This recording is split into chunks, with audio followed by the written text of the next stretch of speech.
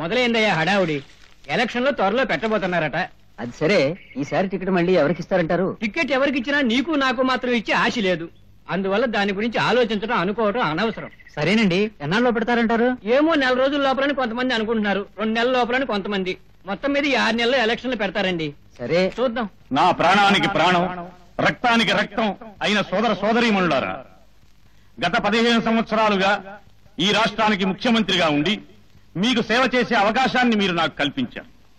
ఈ 15 సంవత్సరాల్లోనూ నా నాయకత్వంలో ఈ రాష్ట్రం ఎంత పురోభివృద్ధి సాధించింది మీకు తెలుసు. దాని గురించి ప్రత్యేకంగా నేను చెప్పడం నన్ను గురించి నేనే చెప్పుకున్నట్లుగా ఉంటుంది. అందుకని అది మీకే వదిలేస్తున్నాను. ఇక ఎన్నికలు త్వరలో రాబోతున్నాయి. ఈసారి కూడా నన్నే గెలిపించండి అని నేను మిమ్మల్ని కోరను.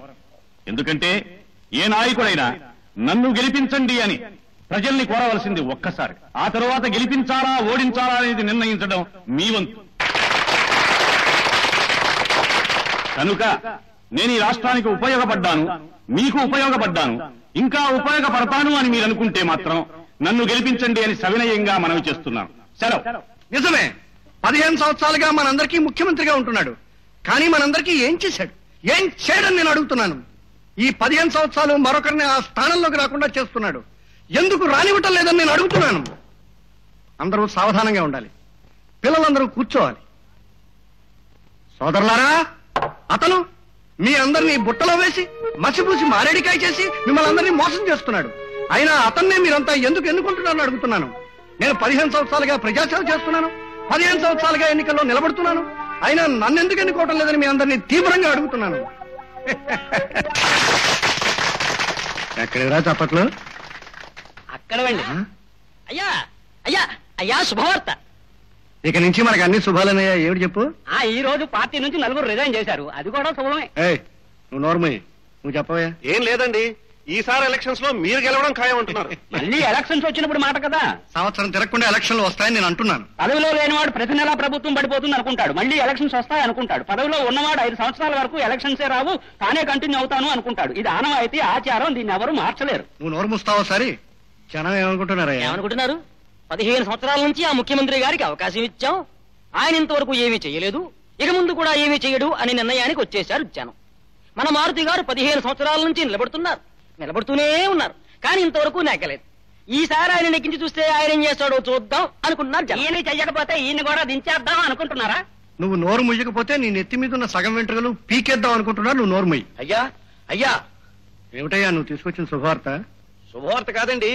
మరో 4 పార్టీలో నుంచి వెళ్ళిపోయారా? నువ్వు నోరు ముయ్యి, నువ్వు చెప్పు. ఇంకో 15 సంవత్సరాల దాకా ఆయనే ముఖ్యమంత్రి, ఇంకెవ్వరూ ఆయన కదపలేరని జనం చాలా గట్టిగా చెప్తున్నారండి. పైగా ఆయన స్వతంత్రోద్యమంలో పాల్గొని జైలుకు వెళ్లారు, ఈయనే జైలుకు వెళ్లారని కూడా అడుగుతున్నారండి జనం. అవునయ్యా, నేను రాజకీయాల్లో దిగే నాటికి జైలుకి వెళ్లే అవసరం పోయింది. దేశానికి స్వతంత్రం వచ్చేసింది. మన వాళ్ళని మన వాళ్లే పరిపాలించే రోజుల్లో మనం ఎలా జైలుకి వెళ్తామయ్యా? దొంగతనాలు, హత్యలు చేస్తే తప్ప. ఏమిటి జైలు చరిత్ర ఉంటే కానీ రాజకీయాల్లో పనికిరాము అంటే హత్యలు చేయాలా అని నేను అడుగుతున్నాను. మీరేమైనా అడగండి, ఆయన ముఖ్యమంత్రిగా ఉండగా మరో పార్టీ రాదు, మరోడు ముఖ్యమంత్రి కాడు.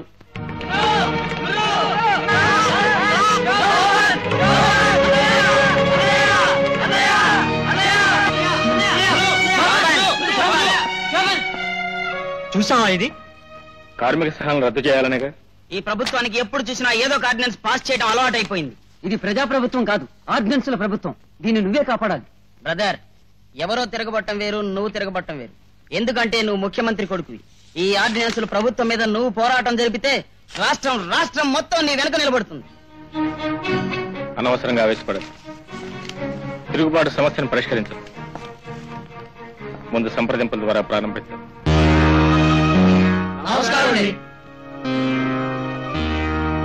కార్మిక సంఘాలను రద్దు చేయాలన్న ఆర్డినెన్స్ మీరు ఎందుకు పాస్ చేశారో నాకు అర్థం కావటం లేదు. ఇందులో అర్థం కావడానికి ఉంది. రాష్ట్రం ఆర్థికంగా వెనకబడుతోంది. దానికి కారణం ఉత్పత్తి తగ్గిపోతోంది. దానికి కారణం కష్టపడి పని చేయాలి అనేది తగ్గిపోతోంది. దానికి కారణం మీ యూనియన్లు ఉండటం మూలంగా టైం టు టైం వర్క్ చేయాలని, సెలవు దినాలు పెంచాలని, పండగ సెలవులు కావాలని, ఎవరైనా పుడితే సెలవు, చస్తే సెలవు కావాలని ఏవేవో పిచ్చి పిచ్చి షరతులన్నీ పెట్టి ఉత్పత్తి తగ్గించేస్తున్నారు. దాని మూలంగా దేశ పురోభివృద్ధి కుంటుపడుతోంది. అందుకనే యూనియన్లు ఉండకూడదు అని నిర్ణయించాం. చాలా పొరపాటు. మనిషికి తలనొప్పి వచ్చిందంటే ఆ నొప్పిని పోగొట్టడానికి ప్రయత్నించాలి కానీ తలనే నరికేమన్నట్టుంది మీ ఆర్డినెన్స్. అంటే ఏముంది? కార్మికులు యూనియన్లు ఎందుకు పెట్టుకుంటారో తెలుసా? వాళ్ళ సాధక బాధకాలు వాళ్ళలో వాళ్ళు తర్కించుకోవడానికి, వాళ్ళ బాధల యాజమాన్యంతో చెప్పుకోవడానికి, యాజమాన్యం వినిపించకపోతే ప్రభుత్వం దృష్టి తేవడానికి, ప్రభుత్వం కూడా పట్టించుకోకపోతే స్ట్రైక్ చేసి వాళ్ళ నిరసన తెలియజేయడానికి, తద్వారా వాళ్ళ అభివృద్ధిని వాళ్ళు సాధించుకోవడానికి. కార్మికులు వెట్టి చాకరీ చేసే రోజులు పోయాయి. మన ప్రధానమంత్రి ఇందిరాగాంధీ 20 సూత్రాల పథకంలో ప్రధాన సూత్రం వెట్టి చాకరీ నిర్మూలనే. మీరే ఆర్డినెన్స్ పాస్ చేయడం ద్వారా మీరే స్వయంగా రాష్ట్రంలో మళ్లీ వెట్టి చాకరీని ప్రవేశపెడుతున్నారు. దీన్ని ఎంత మాత్రమే సహించాం. ఈ వెట్టి చాకరీని మీరు సమర్థించే పక్షంలో రాష్ట్రం అంతా అల్లకల్లోలం జరుగుతుంది. ఆ తర్వాత జరిగే పరిణామానికి మీరు సిద్ధంగా ఉండండి. Good bye.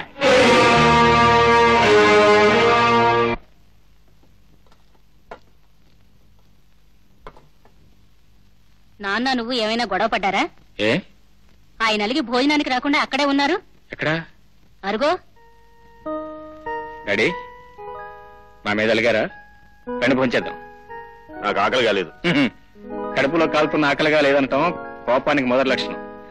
అయినా చీఫ్ మినిస్టర్ గా మీరు మాట్లాడారు, కార్మిక నాయకుడుగా నేను మాట్లాడాను. ఎక్కడిదక్కడే. డాడీ నా మాటలకి మీరు తట్టుకోలేకపోతే ప్రతిపక్షం మీరు ఎలా తట్టుకుంటారు? ఇంట్లోనే ప్రతిపక్షం ఉంటే ఎలా తట్టుకుంటారు? నేనేం ప్రతిపక్షం కాదు డాడీ, నీ పక్షమే. కాకపోతే కార్మిక పక్షం. చూడండి డాడీ, నీ వృత్తికి సంబంధించింది కానీ నా వృత్తికి సంబంధించింది కానీ ఎవరో వ్యక్తిగతంగా తీసుకోకూడదు. అలా తీసుకుంటే మీరు నేను కాదు, అమ్మ బాధపడుతుంది. వడ్డించడం జరిగింది, రండి భోంచేద్దాం ప్లీజ్.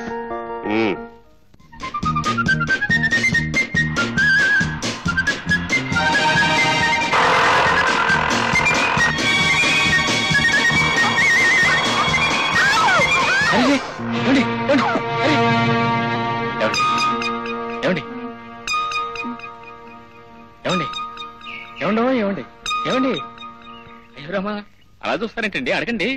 నాకు ఇప్పుడు ఏమైంది, నేను ఎక్కడున్నాను, ఏం చేస్తున్నాను అని. నాకు ఇప్పుడు ఏమైంది, నేను ఎక్కడున్నాను, నేనేం చేస్తున్నాను? ఏం చేస్తున్నారంటే హాయిగా పార్కులో పచ్చగడ్డి మీద ఒక అందగాడి చేత్తో దర్జాగా సేవ చేయించుకుంటున్నారు. అయ్యో పాపం, ఏంటండి నా లూనాకేమైందోనండి. ఇది మరీ బాగుందండి. వెనకడికి ఒకడు ఇల్లు కాలితే కాలింది కానీ నా బెడ్రూమ్ కర్టన్ కాలేదు కదా అని చాలా సంతోషించాడు. అలా ఉంది మీ వ్యవహారం. అవును, మీరు ఆత్మహత్య చేసుకోవడానికి ఇంతకంటే వేరే మార్గం దొరకలేదా? ఆత్మహత్య భలేవారండి, నేను లూనా ప్రాక్టీస్ చేస్తున్నాను. ఏమిటి ఆత్మహత్య ఎలా చేసుకోవాలని? ఓహో, లూనా ఎలా తోలాలనండి. అర్థమైందిలేండి. అయితే మీరు వెళ్ళబోద్దు అనమాట. మరి ఇంతకీ బోర్డు ఏది? ఇక్కడుంది. ఏమండో మీకు తెలుసో లేదో, ఆడపిల్లలు ఎల్బోర్డు కట్టుకుని ప్రాక్టీస్ చేయకూడదు. ఎందుకండి? ఎందుకంటారేంటండి, ఎలాగో ఎల్బోర్డే కదా అని రౌడీ ఎధవులంతా మీ వెంట పడతారు. లెఫ్ట్ నుంచి, రైట్ నుంచి, సెంటర్ నుంచి వచ్చి అందరూ మిమ్మల్ని డాష్ కొడతారు. అదే ఫర్ ఎగ్జాంపుల్ ఎల్బోర్డ్ లేకుండా కూడా మీరు ఎవరన్నా డైరెక్ట్ డాష్ కొట్టారనుకోండి, ఏ మగాడు ఏం పట్టించుకోడు.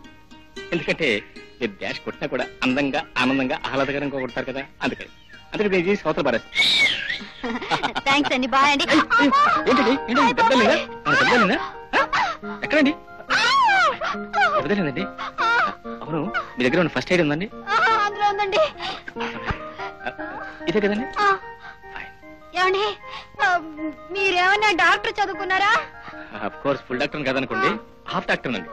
ఎందుకంటేనండి ఫ్యాక్టరీలో పనిచేస్తుంటారు కదండి, యాక్సిడెంట్లు అవి అక్కడ సహజంగానే జరుగుతుంటాయి కదండి, వాళ్ళందరికీ ట్రీట్ చేస్తుంటాను. ప్లీజ్ కొంచెం ఒప్పుకు పెట్టండి ప్లీజ్. ఏమైనా 10 మందికి సేవ చేస్తే మీలాంటి నర్సమ్మలకు సేవ చేయగలరు నా అదృష్టం అండి. అమ్మా, అయ్యో ఏమైందండి? ఏముందండి, మీకు తగిలిన డబ్బే నాకు తగిలి ఉంటుంది. సవాలండి, పర్వాలేదండి. అదేం కుదరదండి, మీరు ఇప్పుడే ఇక్కడ వెంటనే తీర్చుకునే అవకాశం నాకు ఇవ్వండి. ఆలస్యం అయితే వడ్డీ కూడా యాడ్ అవుతానే. ఏమిటోలేండి, మళ్ళీ మీలో నాకు ఎప్పుడు యాక్సిడెంట్ జరుగుతుందో, మీకు సేవ చేసి మీతో సేవ చేయించుకునే భాగ్యం మళ్ళీ నాకు ఎప్పుడు కలుగుతుందో. God bless many more accidents. Thank you very much. Thanks a lot.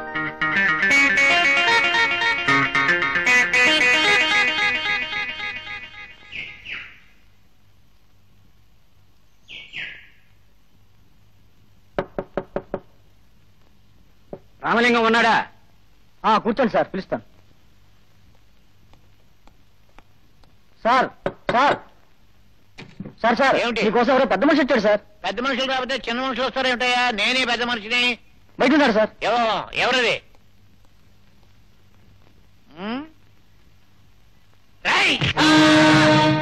ధర్మమూర్తి నెగ్గుతాడని పేపర్లో రాస్తా.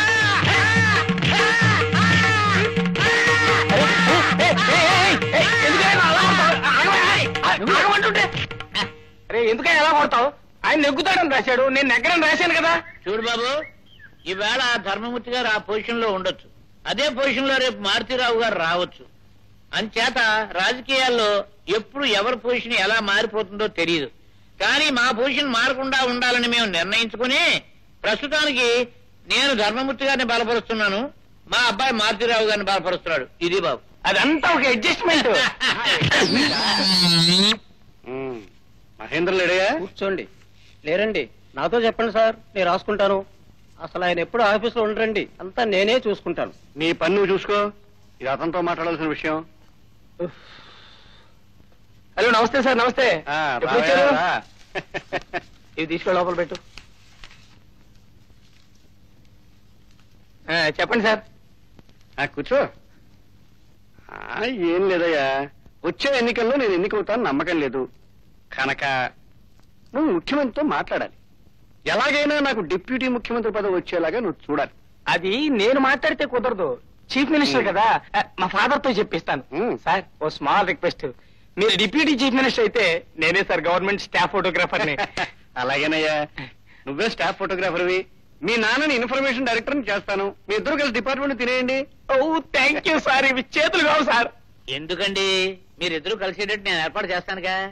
కాకపోతే మా విషయం మీ విషయం మీ అబ్బాయితో మాట్లాడానయ్యా, ముందు నా విషయం చూడు. మాట్లాడేశారన్నమాట. మాట్లాడేశాను కానీ ఇన్ఫర్మేషన్ డైరెక్టర్ ఇలా నవ్వకు, నేను పిచ్చోడు అనుకుంటారు. సార్ రండి.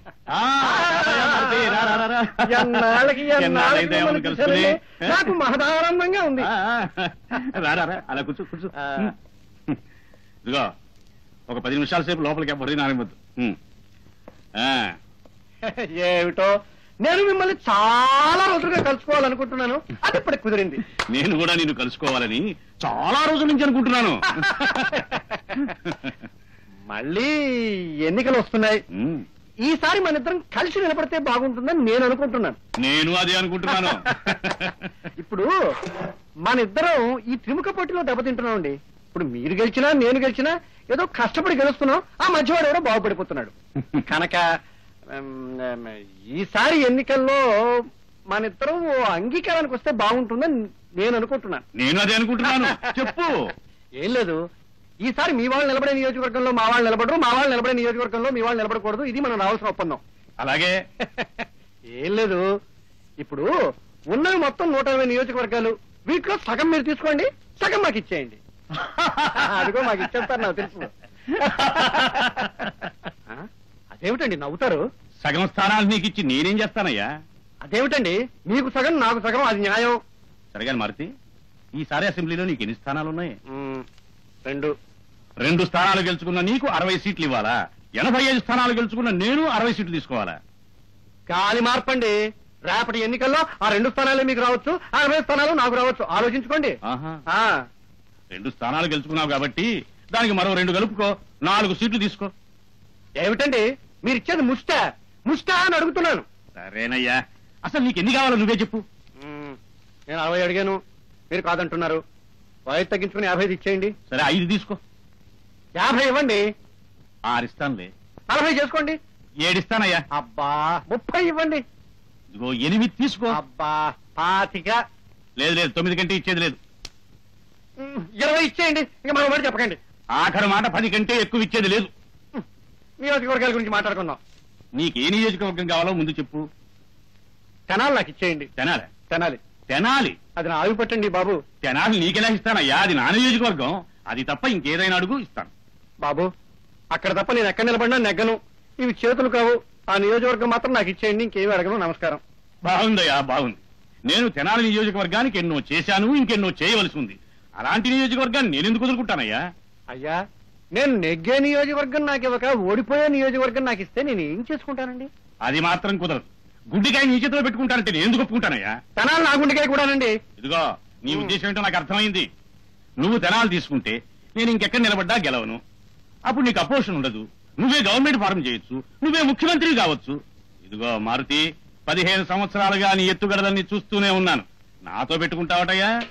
ఏం మీతో పెట్టుకోకపోతే ఏమిటండి? ఏమిటి? నేను కూడా గెలవగలండి, ఆ మాటకు వస్తాను. గెలిచిన తర్వాత చెప్పు. అల్లకాలం ఈ కుర్చీలో మీరే కూర్చుంటారా?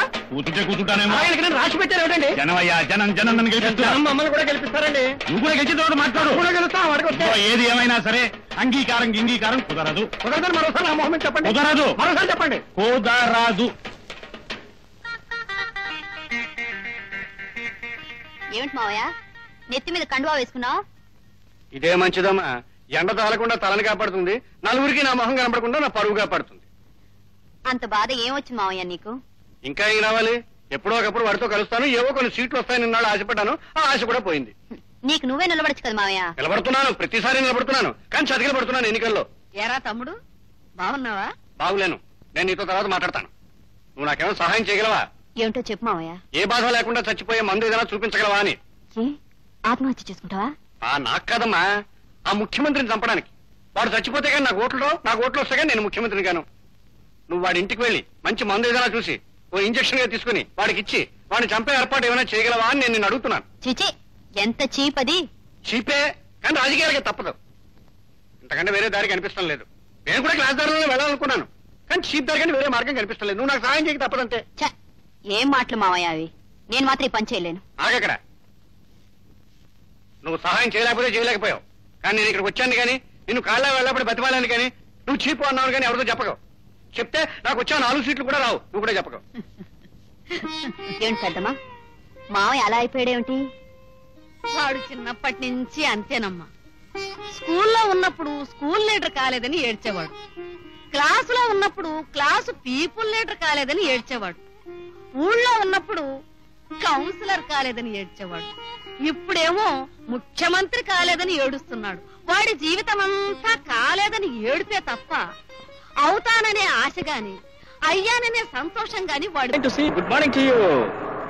ఏమిటండి నన్ను ఎల్బోర్డ్ అని వెక్కిరించి మీరు ఇంత పెద్ద ఎల్బోర్డ్ పెట్టుకున్నారు? అది ఎల్బోర్డ్ కాదండి, love board for love birds. ఇంతకీ ఎవరో ఆ లవ్?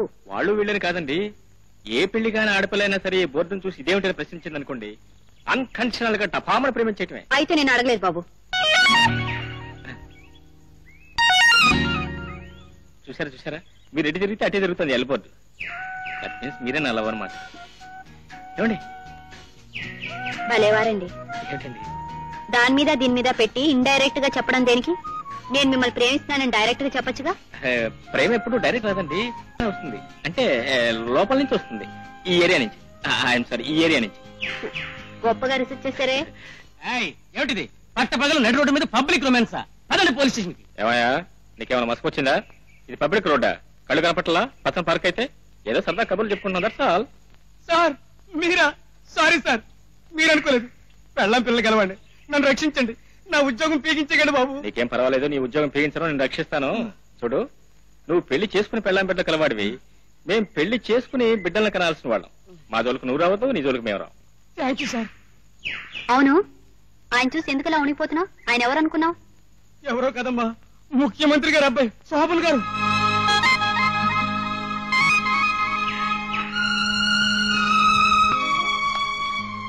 ఏమండి, ఏమండి? ఆయన చెప్పింది నిజమేనా? అఫ్ కోర్స్ నిజమేనా అనుకోండి. మరి ఈ విషయం ముందు నాకెందుకు చెప్పు? నేను ఒక ముఖ్యమంత్రి కొడుకునని కానీ ప్రైమ్ మినిస్టర్ గారి మనవనని కానీ చెప్పుకోవడంలో గౌరవం లేదు. ఒక కార్మికుడిని, ఒక సామాన్య కార్మిక నాయకుడిని చెప్పుకోవడంలోనే గౌరవం, ఆనందం ఉంది. చాలా కరెక్ట్ అండి. ఎవరి కాళ్ళ మీద వాళ్ళు నిలబడాలి, ఎవరి వ్యక్తిత్వం వాళ్ళకు ఉండాలి. అభ్యుదయ భావాలు గల యువకుడుగా మిమ్మల్ని అభినందిస్తున్నాను. ఓ థ్యాంక్ యూ. అందుకే నేను కూడా మాజీ ముఖ్యమంత్రి మారుతిరావు మేనకోళ్ళని ఎప్పుడు చెప్తానండి. Congratulations, hearty congratulations. Thank you. అయితే అభ్యుదయ భావాలు గల యువతిగా మిమ్మల్ని నేను అభినందిస్తున్నాను. ఏమండి, మీరేమనుకోకపోతే నేను ఒకటి అనుకుంటున్నాను. ఏమిటో గానీ నా కోసం మీరు. ఏమిట్రా అది? ఏమీ లేదండి, పొద్దున్నే 2 దండాలు వచ్చాయి, ఒకటి కారుకు వేశాను, మిగిలిపోతే దీనికి వేస్తున్నాను. రే, అలా దండ వేసేది పోయిన వాళ్ళకిరా. మీరు పోయారు కదండి ఎలక్షన్ లో. పోవడం అంటే చచ్చిపోవని తీసుకుంటారు మరే. I'm extremely sorry sir. అయ్యా అయ్యా అయ్యా, శుభార్త. ఏమిటయ్యా? ముఖ్యమంత్రి గారికి. ముఖ్యమంత్రి ఢిల్లీ నుంచి ఏదో ఫోన్ వచ్చింది. వచ్చి ఆ ఫోన్ లో వార్త వేగానే హార్ట్ అటాక్ వచ్చి ఆయన చనిపోయారు. చచ్చిపోయాడా? ఒట్టేమిటండి చస్తేను? మీరు సముద్ర పట్టున కూర్చుంటే ఏం తెలుస్తుంది? ఊరి నడుపట్టున కూర్చుంటే తెలుస్తుంది. వచ్చి చూడండి కోలాహలం. నన్ను ముఖ్యమంత్రిగా ఎన్నుకున్న ప్రజలకు సదా సేవ చేస్తానని ప్రమాణం చేస్తున్నాను.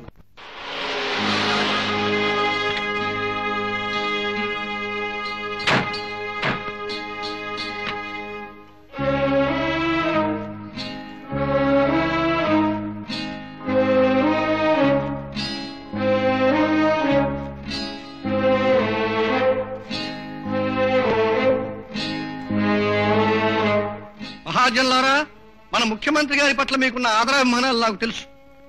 ఇంత మంచి ముఖ్యమంత్రిని ఆ భగవంతుడు మనకి ఎందుకు లేకుండా చేశాడా అని అడుగుతున్నాను. వారు నేను ప్రత్యర్థులం కావచ్చు, ఎన్నికల సమయంలో విమర్శించుకోవచ్చు, తిట్టుకోవచ్చు, కానీ ఆ భగవంతుడు ఎందుకు ఇంత అన్యాయం చేశాడా అని ఆ భగవంతుణ్ణి అడుగుతున్నాను. వారికి ఆత్మశాంతిని కలిగించమని ఆ భగవంతుణ్ణి ప్రార్థించడం తప్ప మరేమీ చేయలేని నిస్సహాయ స్థితిలో ఉన్నామని చెప్తూ వారి కుటుంబానికి నా ప్రగాఢ సంతాపాన్ని తెలియజేస్తున్నాను. ముఖ్యమంత్రి గారిని ఆఖరిసారి చూసొస్తాను. ఈలోగా మీరు కూడా భగవంతుణ్ణి ప్రార్థించమని మిమ్మల్ందరినీ ప్రార్థిస్తున్నాను.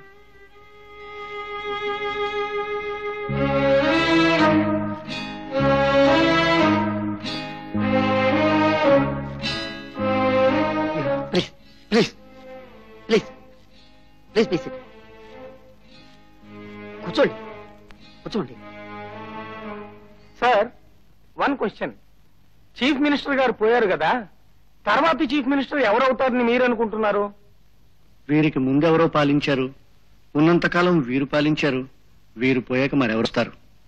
పదవి కోసం ఎవరు ఆగరు, ఎవరి కోసం పదవి ఆగదు. ఆహా, గోల్డెన్ వర్డ్స్, గోల్డెన్ వర్డ్స్. ఆ అవకాశం మీకొచ్చే అవకాశం అయినా ఉందా? అడగడానికి సమయము కాదు, చెప్పడానికి సందర్భము కాదు.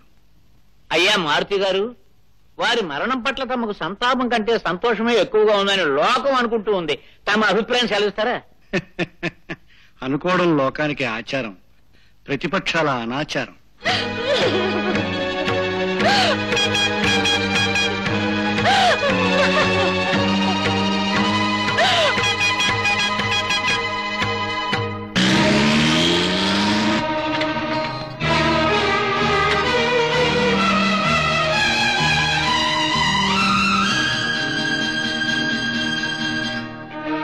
బాబు, ఇంత ఘోరం జరిగిపోతుంది అనుకోలేదు.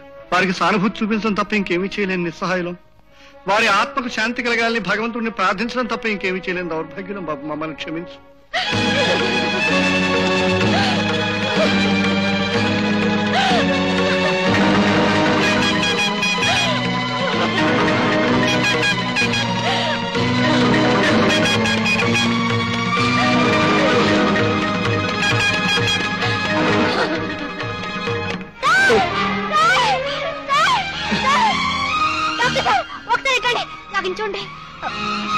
అందరికీ శుభవార్త, అందరికీ శుభవార్త.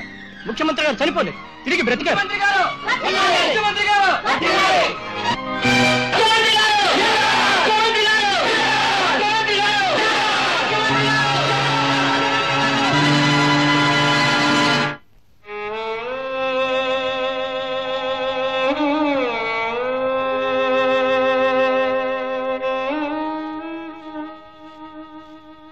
నమస్కారం సార్, ఇప్పుడే స్పృహ వచ్చింది.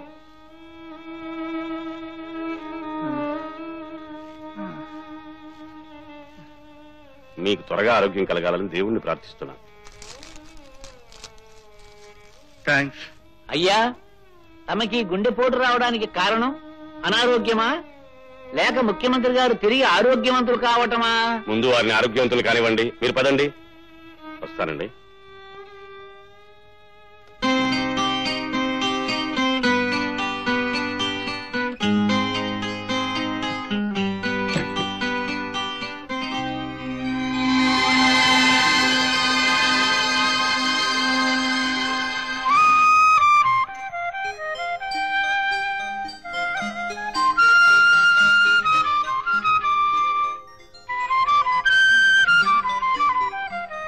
కాదు, ఆయన కారణ జన్ములు, మృత్యుంజయులు. ఆయన పేదవాళ్ళకు చేసినటువంటి పుణ్యం వల్లే ఆయన బ్రతికారు అని ఆ నర్సు చేత చెప్పించి అది లోకానికి తెలిసేటట్టు ప్రచురించారు. సార్, సార్, ఈ పేపర్ చూడండి. తన ఫోటో లేకుండా నర్సు ఫోటో వేశారు. పైగా హెడ్ లైన్ చూడండి, సత్యనారాయణ బ్రతికించి నర్సు అని చెప్పి. సత్యనారాయణ ఎవడో తెచ్చినాడు. వాడు వెధవండి, వెధవ. ఎవడు? వాడే. వాడి కొడుకే కదయా? నా కొడుకేనండి. నా కడుపును పుట్టాడే కానీ నా ప్రెస్ లో పనిచేస్తున్నాడా? నా శిష్యులో చూడండి, తిప్పి కొట్టేశాను.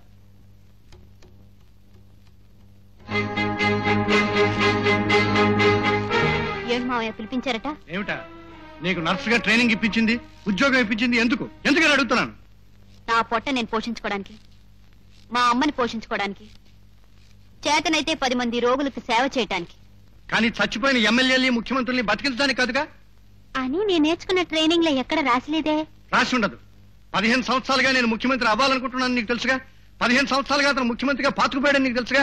అతను చచ్చిపోతే నా పార్టీ అధికారంలోకి వస్తుందని నీకు తెలుసుగా. అప్పుడు నేను ముఖ్యమంత్రి అవుతాను నీకు తెలుసుగా. నాకు తెలియదుగా. ఇది మాత్రం తెలుసు. అతను చచ్చిపోయిన డాక్టర్లంతా కన్ఫర్మ్ చేసి వదిలేశారు, నర్సులంతా కన్ఫర్మ్ చేసి వదిలేశారు, దేశం అంతా కన్ఫర్మ్ చేసి వదిలేసింది. నువ్వు మాత్రం కన్ఫర్మ్ చేయకుండా తగుదునమ్మని అతను గుండెల మీద ఎక్కి తొక్కి బతికించావు. ఎందుకు బతికించావని అడుగుతున్నాను. నేను మానవ ప్రయత్నం చేశాను, భగవంతుడు రక్షించాడు. భగవంతుడు రక్షించలేదు, వాడు చంపేశాడు. కానీ నీ వెధవ ప్రయత్నమే బతికించింది. నేనేం చేశాను? నువ్వేం చేయక్కర్లేదు. మళ్ళీ వాడు చచ్చిపోయే అవకాశం ఏమైనా ఉందా? లేదు. అయితే నువ్వు దయచేయి, చేసింది చాలు, వెళ్ళు. నేనేం చేశాను మావయ్య? వెళ్ళమంటూ ఉంటే ఇందులో నేను చేసిన తప్పే ఉంది మావయ్య. ఊరికే నర్స్ ట్రైనింగ్ అవటం కాదు, నర్స్ అయ్యాక జీవితంలో ఒకనైనా బ్రతికించిన మీరేగా అన్నారు, బ్రతికించాను. అన్నానే, కానీ వీడిని కాదు బతికించమంది. నువ్వు దయచేయి. మీరంతా ఇక్కడ ఉన్న ముఖ్యమంత్రి గారు ఉన్నారు, పిలుస్తాను. నమస్కారం. నమస్కారం. నమస్కారం సార్. ఎలా ఉన్నారు సార్? బాగున్నారా? ఏం లేదు సార్, వీళ్ళు రోడ్ పక్కన పాకలు వేసుకున్నారు. కార్పొరేషన్ వాళ్ళు వాటిని పీకేమన్నారట. అవునమ్మా, ప్లాట్ఫారం కట్టింది మనుషులు నడవడానికి గానీ పాకలేసుకోవడానికి కదుగా. నడిచెళ్ళే వాళ్ళు రోడ్ మీద వెళ్ళొచ్చు కదా సార్, పాకల మీదగానే వెళ్ళాలా? కావాలంటే మీరు ఇల్లు కట్టించేసేయండి, వాళ్ళు పాకలు తీసిస్తారు. సరే ఆలోచిస్తానులే. ఆలోచిస్తానంటారేంటండి? చచ్చిపోయిన మిమ్మల్ని బతికించి నేనే కదా, ఆ మాత్రం చేయలేరా? ఏమయ్యా, ఇదిగో ఈ దగ్గర అప్లికేషన్ తీసుకుని పంపించి. ఇదిగో ఇట్రండి, అప్లికేషన్ తీసుకురండి. ఎడ్యుకేషన్ అలవెన్స్ కావాలని, బస్ అలవెన్స్ కావాలని స్ట్రైక్ ఏమిటి అందరు ఇక్కడ మీటింగ్ పెట్టారు? చదువు, మనకి డ్రెస్ అలవెన్స్ కావాలని, కరువు భత్యం పెంచాలని, మన పిల్లలకి ఎడ్యుకేషన్ అలవెన్స్ కావాలని ప్రభుత్వానికి మనం అప్లై చేసామా? అవేవి ఇవరట. అటువంటి డిమాండ్లు మరి ఎప్పుడు చెయ్యొద్దని చెప్పి ప్రభుత్వం దగ్గర నుంచి శ్రీముఖ వచ్చింది. అందుకే మేమంతా కలిసి ఒక నిర్ణయానికి వచ్చాం. ఏమిటిది? స్ట్రైక్ అంటే అంత తేలికైన విషయం కాదు. నీతోటి నాతోటి సరిపోదే. అవునే, సరిపోలేదే. మీటింగ్ పెడతాం, మన రాష్ట్రంలో ఉన్న నర్సులందరికీ ఇన్ఫార్మ్ చేస్తాం, అందరూ కలిసి ఒక తేదీ నిర్ణయించుకుని స్ట్రైక్ ప్రారంభిస్తాం. ఎందుకే స్ట్రైక్ గొడవ అంతా? ఇదెవడో గొట్టంగాడు పంపించుంటాడు. ముఖ్యమంత్రి గారు నాకు తెలుసు కదా, నేనే కదా ఆయన బతికించాను, లేకపోతే వాడు చచ్చిపోయి ఉన్నాడు కదా. సరాసరి నేను వెళ్ళి ఆయనతో మాట్లాడతాను, ఈ చేత్తో కాగితం ఇస్తాను, ఆ చేత్తో ఆర్డర్ పట్టుకొస్తాను. ఓకే? ముఖ్యమంత్రి గారు చచ్చిపోతే బతికించింది నేనే, ఆయనతో మాట్లాడాలి. చాలా బిజీగా ఉన్నారు, కూర్చోండి. సరే, మేము వచ్చామని చెప్పండి. అలాగే, కూర్చోండి. కూర్చోండి.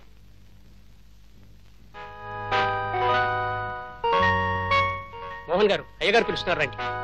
మీరు కూర్చోండి.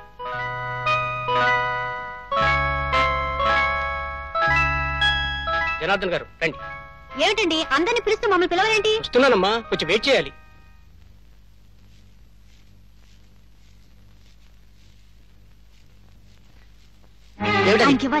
ఆయన చాలా బిజీగా ఉన్నారు, వెళ్ళు.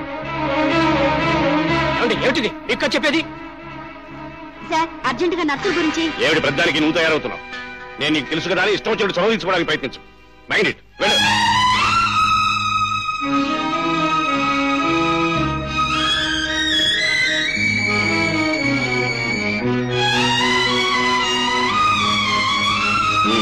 సాయంకాలం ఎవరు వస్తున్నారు?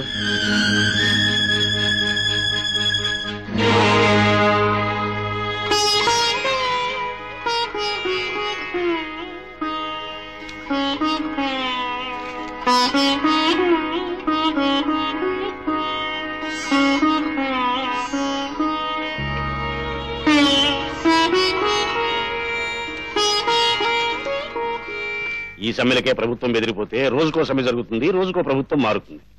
ఈ విషయంలో మన పార్టీ వాళ్ళు ఏం మాట్లాడినా దానికి అనవసరమైన ప్రాధాన్యత ఇచ్చినట్లు అవుతుంది. ఆ సంగతి మన పార్టీ వాళ్ళందరికీ చెప్పండి.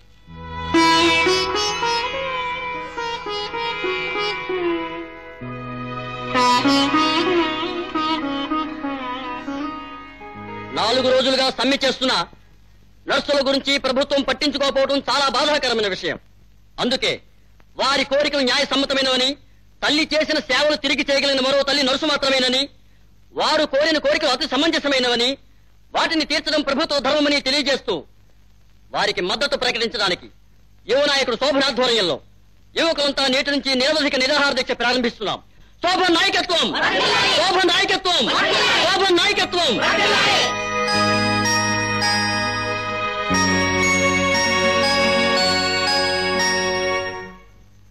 మీ నాన్నగారు వచ్చి ఈ సమ్మెను మానేయమంటే మానేస్తారా మీరు? జనం మీరు మీ నాన్నగారు కలిసి ఆడుతున్న నాటకం అనుకుంటున్నారు ఇదంతాను. దీనికి మీరేమంటారు? 6.5 కోట్ల ప్రజల్లో మీరు ఒక్కరే ప్రజలు కాదు. మీరొక్కరు తప్ప ఈ ప్రశ్న మరెవరూ అడగలేదు. 6.5 కోట్లలో ఒక 1/4 కోటి మంది అడిగిన ఈ ప్రశ్న సమాధానం నేను చెప్తాను. Thank you sir. సార్, నాదో చిన్న అనుమానం. మీరు నర్సుల సంస్థ మీద ఉన్న అభిమానంతో సమ్మె చేస్తున్నారా, లేక ఆ అమ్మాయి మీద ఉన్న అభిమానంతో సమ్మె చేస్తున్నారా? సారీ, మీరు మీ పత్రిక మీద ఉన్న ఇంట్రెస్ట్ కొద్దీ ఇలాంటి చెత్త ప్రశ్నలు అడుగుతున్నారా, లేక మీ పాండిత్యం ప్రదర్శించుకోవడానికి ఈ ప్రశ్నలు అడుగుతున్నారా? Sorry sir, no more questions. ఈ సమ్మె చినికి చినికి వాన ఏటుందండి. ఇదివరకు ఇంతకంటే పెద్ద సమ్మెలు చాలా జరిగినాయిలేండి. కానీ మూకమ్మడిగా ఆడవాళ్ళంతా సమ్మెలో పాల్గొనడం ఇదే మొదటిసారి. అసలు మన పార్టీకున్న బలం అంతా ఆడవాళ్లే కదండి. ఆ పిల్లకి జనంలో సింపతి ఉందండి. చనిపోయిన ముఖ్యమంత్రి గారు నేనే బ్రతికించాను, లేకపోతే ఆయన ఎక్కడుండేవారో నా పిల్లలిచ్చిన ఇంటర్వ్యూతో ఆవిడ మీద చాలా సానుభూతి పెరిగిందండి. సార్, ఈ సమ్మెకు అసలు బలం అది కాదు సార్. ఆ అమ్మాయిని సమర్థిస్తూ మీ అబ్బాయి గారు సమ్మె చేస్తున్నారే అది. దీన్ని ఇక్కడే అంతం చేయాలి. సార్, నిరాహార దీక్షకి పోలీస్ పర్మిషన్ కావాలి. ఆవిడకి ఆ పర్మిషన్ లేదు. అందులో ఆవిడ చేస్తున్నది ఆమరణ నిరాహార దీక్ష. అందువల్ల ఆత్మహత్యా నేరం కింద ఆవిడ అరెస్ట్ చేయించి పారేస్తే అది సమ్మగాస్త తెల్లారిపోతుంది.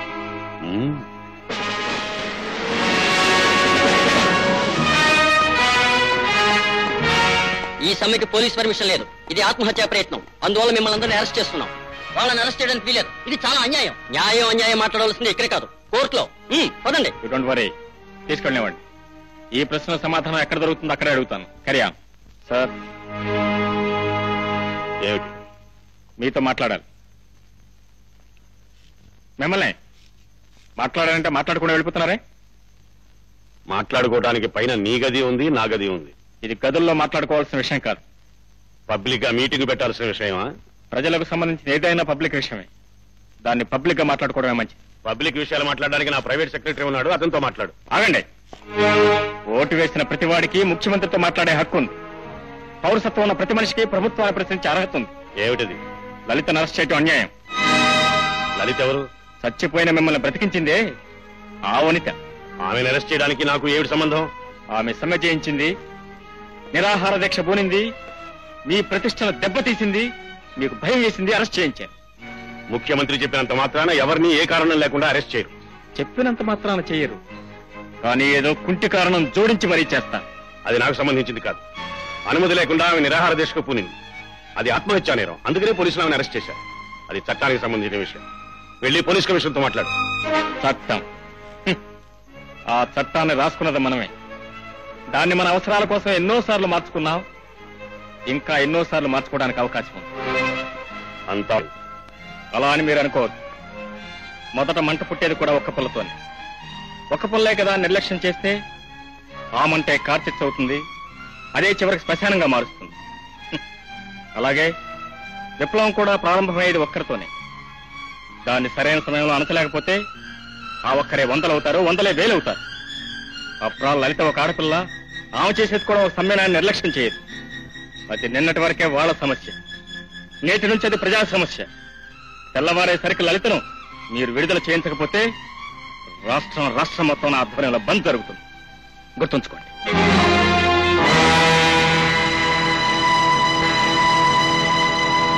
చూడండి, బీట్ ఇక్కడ కాదు, అక్కడ కొట్టండి.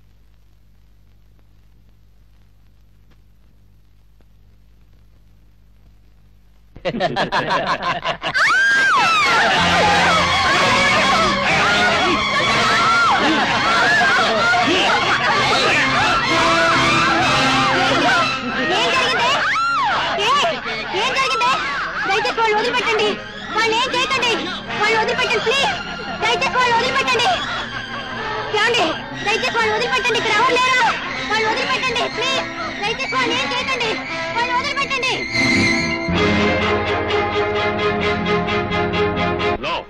ఇదంతా కట్టు కదా. నన్ను అల్లరిపాలు చేయడానికి, నా పార్టీని బజారుకించడానికి ప్రతిపక్షాల వాళ్ళు ఆడుతున్న నాటకం. అంటే స్టేషన్ లో ఆడవాళ్ల మీద అత్యాచారం జరగలేదంటారా? లేదు. అయితే మీరు వాళ్ళలో ఒకళ్ళైపోయారు. వాళ్ళ సమ్మె ఆపాం కాబట్టి ఏదో ఒకటి చెప్పాలి. అందుకనే ఈ దుష్ప్రచారం చేస్తున్నారు. అయితే డాక్టర్లు ఇచ్చిన సర్టిఫికేట్స్ అన్ని అబద్ధాలు. ఆ డాక్టర్లు, లాయర్లు అంతా నన్ను అప్రతిష్ట పాలు చేయడానికి, నా ప్రభుత్వాన్ని దించడానికి ఆ మారుతో చేతులు కలిపి ఆడుతున్న నాటకం ఇది. అంతేకాని జరిగింది వాస్తవం కాదు, వాళ్ళ మీద చర్య తీసుకోను అంటారు. సరే, మీరు చర్య తీసుకోకపోతే మేము తీసుకుంటాం. సోదరులారా, సోదరీమణులారా, ప్రాణదాతలైన నర్సుల మీద జరిగిన అత్యాచారానికి ప్రభుత్వం ఇంతవరకు ఎలాంటి చర్య తీసుకోవడం సిగ్గుచేటు. Shameful attitude on the part of the government. అందుకే రేపు ప్రజలు, ముఖ్యంగా యువత యువకులు రాష్ట్ర వ్యాప్తంగా జరగబోయే బంద్లు పాల్గొని దాన్ని విజయవంతం చేయవలసిందిగా మిమ్మల్ని అందరినీ ప్రార్థిస్తున్నాను. పిల్లి తగు కోతీర్చిందని ఎలాగైనా ముఖ్యమంత్రి కావాలని మీరు, ఎలాగైనా ముఖ్యమంత్రి పదవి పోకూడదని ఆయన కొట్టుకుంటుంటే మధ్యలో ముఖ్యమంత్రి గారి అబ్బాయి ముఖ్యమంత్రి అయ్యేట్టు కనిపిస్తుంది ఏమిటండి వాతావరణం? ఏం ముఖ్యమంత్రి పదవి వీళ్ళ వారసత్వమా? ఏది గుళ్ళో పూజారి పోతే మళ్ళీ వాడి కొడుకే పూజారి అయినట్టు ఓ ముఖ్యమంత్రి చచ్చిపోతే వాడి కొడుకు ముఖ్యమంత్రి అవుతూ ఉంటాడా? వీల్లేదు, దీన్ని మేము సహించాం. ఏమిటో ఆ కుర్రవాడు మీ మేనగోడలకు మొగుడవుతాడు అనుకున్నాను, కానీ మీకే మొగుడయ్యేటట్టున్నాడు. అది కదా నా పాయింట్. నువ్వు నోరు మూస్తావా అని అడుగుతున్నాను. సోదరి మళ్ళారా, నేను ఏ సభ పెట్టినా, ఏ సమావేశం ఏర్పాటు చేసినా ప్రతిపక్ష నాయకుడిని కనుక ప్రభుత్వాన్ని దుయ్యపడ్డానికి అనుకుంటారు. ఆశ్చర్యం లేదు. కానీ 6 ఆడకూతుళ్ళని, తెలుగింటి ఆడపడుచుల్ని, మాతృమూర్తులకు మారుపేరైన నరసమ్మల్ని పోలీస్ స్టేషన్ లో దారుణంగా మానభంగం చేస్తే ఈ ప్రభుత్వం ఏం చేస్తోంది అని ప్రశ్నిస్తున్నాను. ఎక్కడ నిద్రపోతోంది అని ప్రశ్నిస్తున్నాను.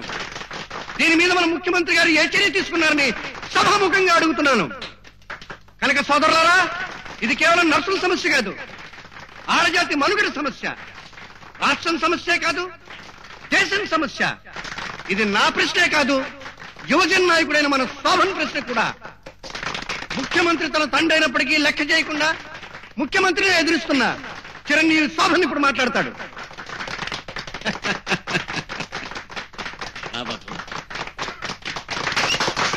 యువతకు, యువ జనతకు నా నమస్సులు. ప్రజలను రక్షించవలసిన రక్షణ సిబ్బంది ఆడవాళ్లపై అత్యాచారం చేస్తూ ఉంటే మన మగవాళ్లంతా కళ్ళు మూసుకుని కూర్చుంటున్నారు. ఆడది అర్ధరాత్రి పూట ఒంటరిగా నడి రోడ్డు మీద నడవగలిగిన రోజునే నిజమైన స్వరాజ్యం వచ్చినట్లు అన్నారు మహాత్మా గాంధీ.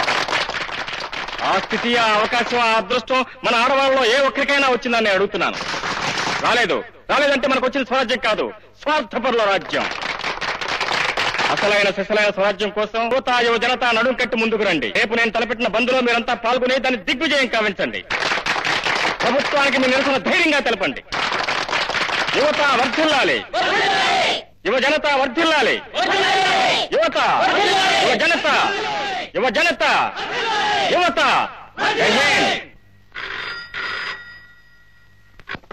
హలో, ఉండండి సార్. వైజాగ్. హలో, ఏమిటి ప్రతిపక్షాలు సమ్మెకి మద్దతు ఇస్తున్నాయా? Okay. Yes, Anakapalli. One second.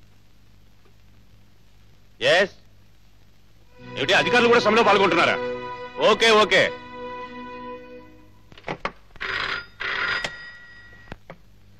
Hello. Yes. అబ్బా, కడప సార్. ముందు ఫోన్ చేయండి. ఊరుకో. కడప. హలో, ఏమిటి స్కూల్స్, హోటల్స్ మూసిస్తారా? రాష్ట్రం అంతా సమ్మెలో పాల్గొంటుందా? ఓకే.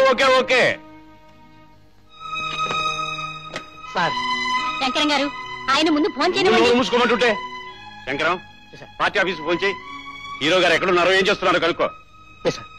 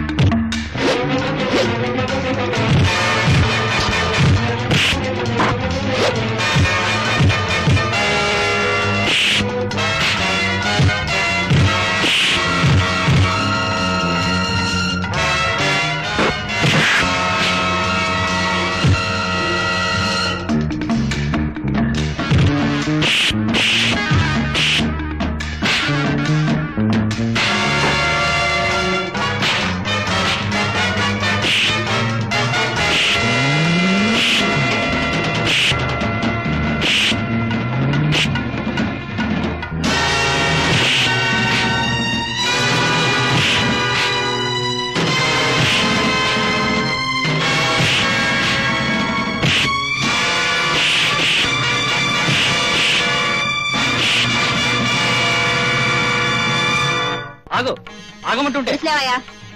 ఇప్పుడు ఆయన ఎవరో చూడటానికి మాట్లాడటానికి వీల్లేదు. ఆయన చాలా బాధలో ఉన్నారు. ఆయన కంటే ఎక్కువ బాధలో నేను ఉన్నాను. ఆయన వెంటనే చూసి తీరాలి. వెళ్ళటానికి వీల్లేదు. చేతిండి.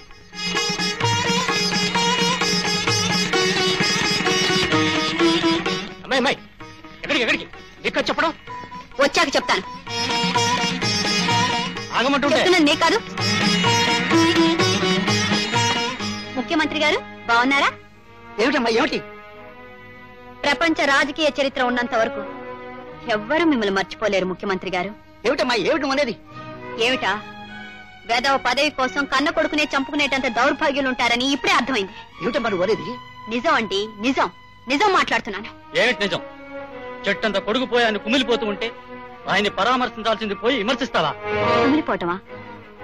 ఈయన మీలాంటి 10 మంది పక్కవాద్యగాళ్ళని పక్కన పెట్టుకుని దిగులుగా మంచం మీద కూర్చుని గెడ్డం కింద చేపెట్టుకుని కూర్చున్నంత మాత్రాన కుమిలిపోవటమా? కన్న తండ్రి కళ్ల ముందే కొడుకు చచ్చిపోతే నిజంగా ఆ కొడుకు తప్ప ప్రపంచమే లేదనుకుంటే ఆ వార్త విన్న మరుక్షణమే కొడుకు శవంతో పాటు తండ్రి శవం కూడా లేవాలి. అది ప్రేమ అంటే. ఇవాళ మీరు పెద్ద పదవిలో ఉండొచ్చు, గొప్ప గొప్ప వాళ్ళు మీ చేతుల్లో ఉండొచ్చు. ఏం జరిగిందో మీరు లోకానికి కప్పుపుచ్చొచ్చు. ఆయన చనిపోవడమే కనుక నిజమైతే మిమ్మల్ని ఎవరిని నేను బ్రతకనివ్వను. బయటికి వెళ్తావా గెంటించమంటావా? ఏమిటి బయటికి గంటిస్తావా? ఆ రోజు హాస్పిటల్ ఆయన చచ్చిపోయిన రోజు మీరంతా ఏమయ్యారు? ఇవాళ బ్రతికి పదవిలో ఉండేసరికి చుట్టూ చేరి ఆయన మెప్పు కోసం బయటికి గంటిస్తారా? ఏ ముఖ్యమంత్రి గారు చచ్చిపోయిన మిమ్మల్ని బ్రతికించిన నేరాన్ని నన్ను బయటికి గంటిస్తారా? మేమిద్దరం ప్రేమించుకున్నాం, పెళ్లి చేసుకుంటామని ఆయన చంపించేశారు. నా బ్రతుకింత అన్యాయం చేస్తారని తెలుసుంటే చచ్చిపోయిన మిమ్మల్ని అలాగే వదిలేసేదాన్ని. అంతకంతా అనుభవిస్తారు.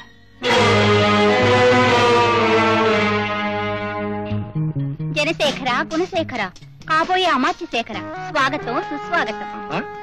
ఎంత చక్కగా పలికేవే చిలక పలుకులు. ఈ పలుకుల కోసమే కాళ్ళకి బలపాలు కట్టుకు వచ్చేసాను.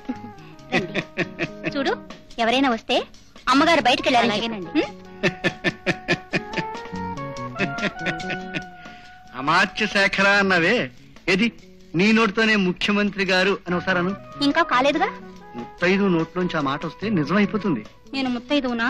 కాక నీకంటూ ఎవరో 10 మంది ఉంటారు, ఎవరు పోయినా ఎవరో ఒకరు ఉంటారు. అందుకే నిత్య సుమకారంగా అంటున్నారా నిజంగా అంటున్నారా? కొట్టేవాడా. మొత్తానికి పాపం సీఎం గారిని చాలా ఇబ్బందులు పెట్టేస్తారు. నేను పెట్టడం ఏమిటి, జనమే పెట్టేస్తున్నారు. పైగా సొంత కొడుకు కనిపించకుండా పోయాడా, జనానికి ఆయన మీద నమ్మకం బొత్తిగా పోయింది. నిలదీసి అడుగుతున్నారు. కన్న కొడుకు కనిపించడం లేదంటున్నారు. కొంపతీసి మీరు దాచిపెట్టలేదు కదా? ఈ మాట కూడా జనం అనుకుంటున్నారు. వాళ్ళు ఏమనుకున్నా మంచిదే అని సైలెంట్ గా ఊరుకుంటున్నాను. అయినా ఇక్కడికి వచ్చి రాజకీయాలు ఏమిటి, వాటిని మర్చిపోదామని ఇంత దూరం వచ్చాను. చూడు, నన్ను నేను 3 గంటలు మర్చిపోవాలి. నువ్వేం చేస్తావో నీ ఇష్టం. ఏం చేయాలి? ఏదో ఒకటి. అదే ఏం చేయాలి? లలిత, లలిత,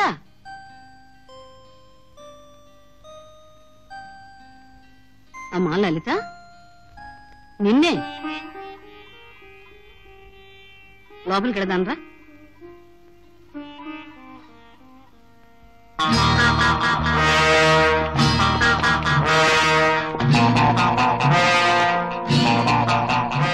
అబ్బాయి గారు ఏమంటున్నారు?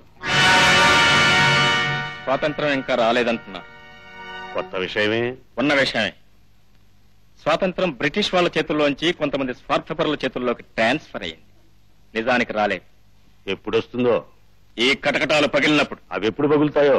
మీ పాపం పండినప్పుడు. పాపాలనేవి పసిపాపలు లాంటివి. అవి పుడుతూనే ఉంటాయి, పెరుగుతూనే ఉంటాయి తప్ప చావవు. కెరటాలు ఆగిన తర్వాత సముద్రంలో స్నానం చేయాలనుకోవటం ఎంత పిచ్చితనమో, పాపాలు పండే వరకు ఆగాలనుకోవటం కూడా అంతే పిచ్చితనం. సహనం అనే మాట మీద, సత్యాగ్రహం అనే బాట మీద బ్రిటిష్ సామ్రాజ్యాన్ని గజగజ ఉలికించి ఈ దేశం కోసం, ప్రజల కోసం 30 ఏళ్లు కృషి చేసిన ఆ మహాత్ముణ్ణే స్వరాజ్యం వచ్చిన తర్వాత 6 నెలలు కూడా బతకనివ్వలేదు ఈ దేశం. అంతకంటే నువ్వు గొప్పవాడు, ఆ పిచ్చివాడా?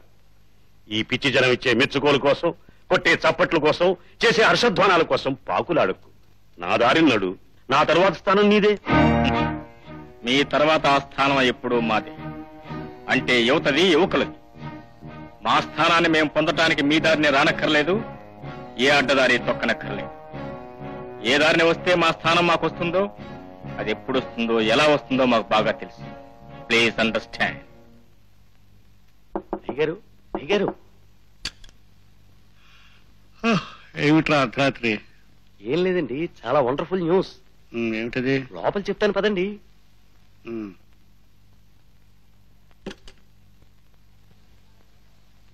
ఇది ఎవరో చూడండి. మన ముఖ్యమంత్రి గారు అబ్బాయి. ఇది ఎవరో చూడండి.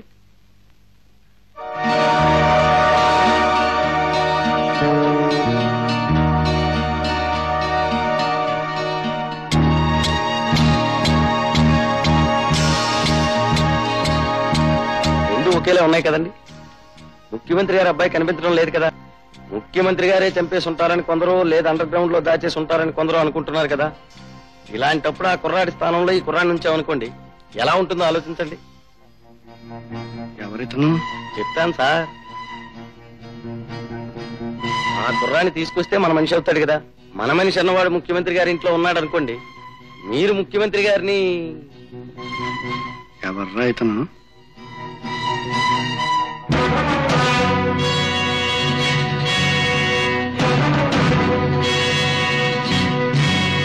జగన్, జగన్, నిన్నే. వినిపించడం లేదా? వినిపిస్తే పలకాలనుందా? విన్నారా? ఇంకా మాట్లాడాలా? మాట్లాడి తీరాలి. నిన్ను కలవాలని మారుతి గారు వచ్చారు. ఎవడొస్తే నాకే. విన్నారా? ఇంకా మాట్లాడాలా? మాట్లాడి తీరాలి. ఆయన పెద్ద మనిషి. పెద్ద మనిషి? ఏ, నువ్వు పెద్ద మనిషివి కాదా? మనిషి కాని ప్రతి వెధవా పెద్ద మనిషి. ఇంకా మాట్లాడాలా? మాట్లాడి తీరాలి. బాబు జగన్, నీతో ఒక్క నిమిషం మాట్లాడాలని వచ్చాను. నేను మాట్లాడను, నాకు మాట్లాడడం లేదు. ఫస్ట్ ఆఫ్ ఆల్ గిరవడేసే. బాబు, నీ మనస్సులో ఎంత ఆవేదన ఉందో నా మనస్సులో అంత ఆవేదన ఉంది. కాకపోతే నువ్వు కటకటాల లోపల ఉన్నావు, నేను కటకటాల బయట ఉన్నాను. మన ఇద్దరి మధ్య ఈ తేడా ఎందుకు ఉండాలి అని నేను అడుగుతున్నాను. చూశారుగా, ఇంకా మాట్లాడాలా? మాట్లాడి తీరాలి. బాబు, నేను గాంధీవాదిని. ఒక కుండతో కొడితే రెండో కుండతో కూడా కొట్టడానికి అవకాశం ఇవ్వగలిగిన వాడిని. నీతో మాట్లాడాలని వచ్చాను. మాట్లాడే చెప్తాను. నేను నీతో మాట్లాడు. నాకు ఈ మనుషులతో నిమిత్తం లేదు. నాకు ఈ ప్రపంచంతో సంబంధం లేదు. మానవత్వం లేని వాళ్ళంతా మనుషుల్లా చెలమవుతున్నారు. స్వార్థపరులంతా పెద్ద మనుషుల్లా ఊరుగుతున్నారు. లంచగొండలంతా అధికారుల్లో చెలమవుతున్నారు. I hate you people. I hate this bloody society as a whole. yes. అసహించుకునే అర్హత నీకుంది బాబు. అసహించుకోబడే అర్హత మాకుంది. ఒక నిజం చెప్పనా? అమాయకులే జైల్లో ఉంటున్నారు. నేరాలు చేసేవాళ్ళు తెలివైన వాళ్ళు కనుక తెలివిగా తప్పించుకుంటున్నారు. అమాయకులే కటకటాల వెనక ఎందుకు ఉండాలి అని నేను అడుగుతున్నాను. అందుకే నెల రోజుల్లో ఉరి తీయబడే నిన్ను ఉరికంబం నుంచి ఎలాగైనా రక్షించాలనే సదుద్దేశంతోనే ఇక్కడికి వచ్చాను. అలాగని నిన్ను ఉద్ధరించాలని కాదు. నా ద్వారా నీకు ఉపయోగం ఉంది, నీ ద్వారా నాకు ఉపయోగం ఉంది. ఇది ప్రేమ కాదు, అభిమానం కాదు, కేవలం వ్యాపారం. సరుకు నీ దగ్గర ఉంది, డబ్బు నా దగ్గర ఉంది. రేటు నువ్వు చెప్పు, నేను కొనుక్కుంటాను. నీ దగ్గర డబ్బున్నా నా దగ్గర సరుకు లేదు. సత్తా ఉంది. నాకు కావలసిన సరుకు ఆ సత్తాయే. చూడు, మూడో కంటికి తెలియకుండా నిన్ను విడిపించే శక్తి నాకుంది. నువ్వు అంటే ఈ రాత్రికే విడిపిస్తాను.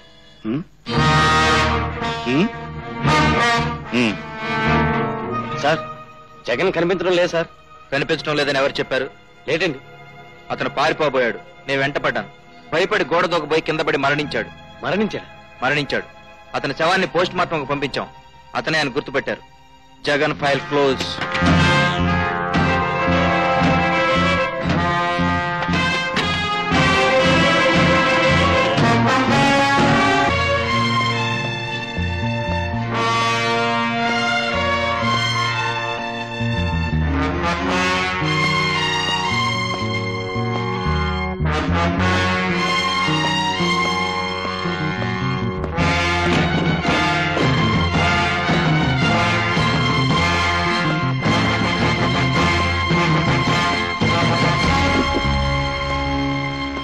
బాబు జగన్, ఇక్కడ నువ్వేం చేసినా, ఏం జరిగినా, ఎలా ఉన్నా బయట ప్రపంచానికి ఏమీ తెలీదు.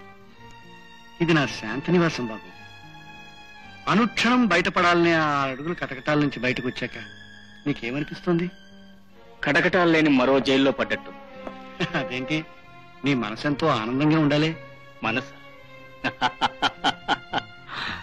మనసు అదెక్కడుంది?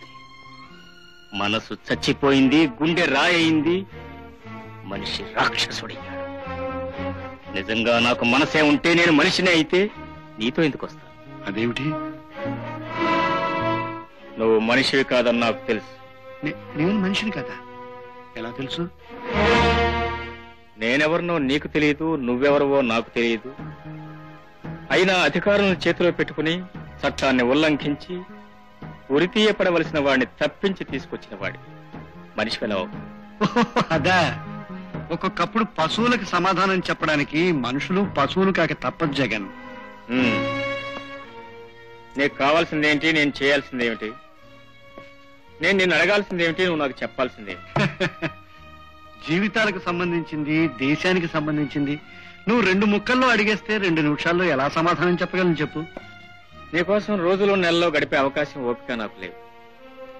నన్ను జైలు నుంచి విడిపించావు, నీ రుణం తీర్చుకుంటానో నీకు సహాయం చేస్తాను. ఆ తర్వాత నా కార్యక్రమం వేరే ఉంది.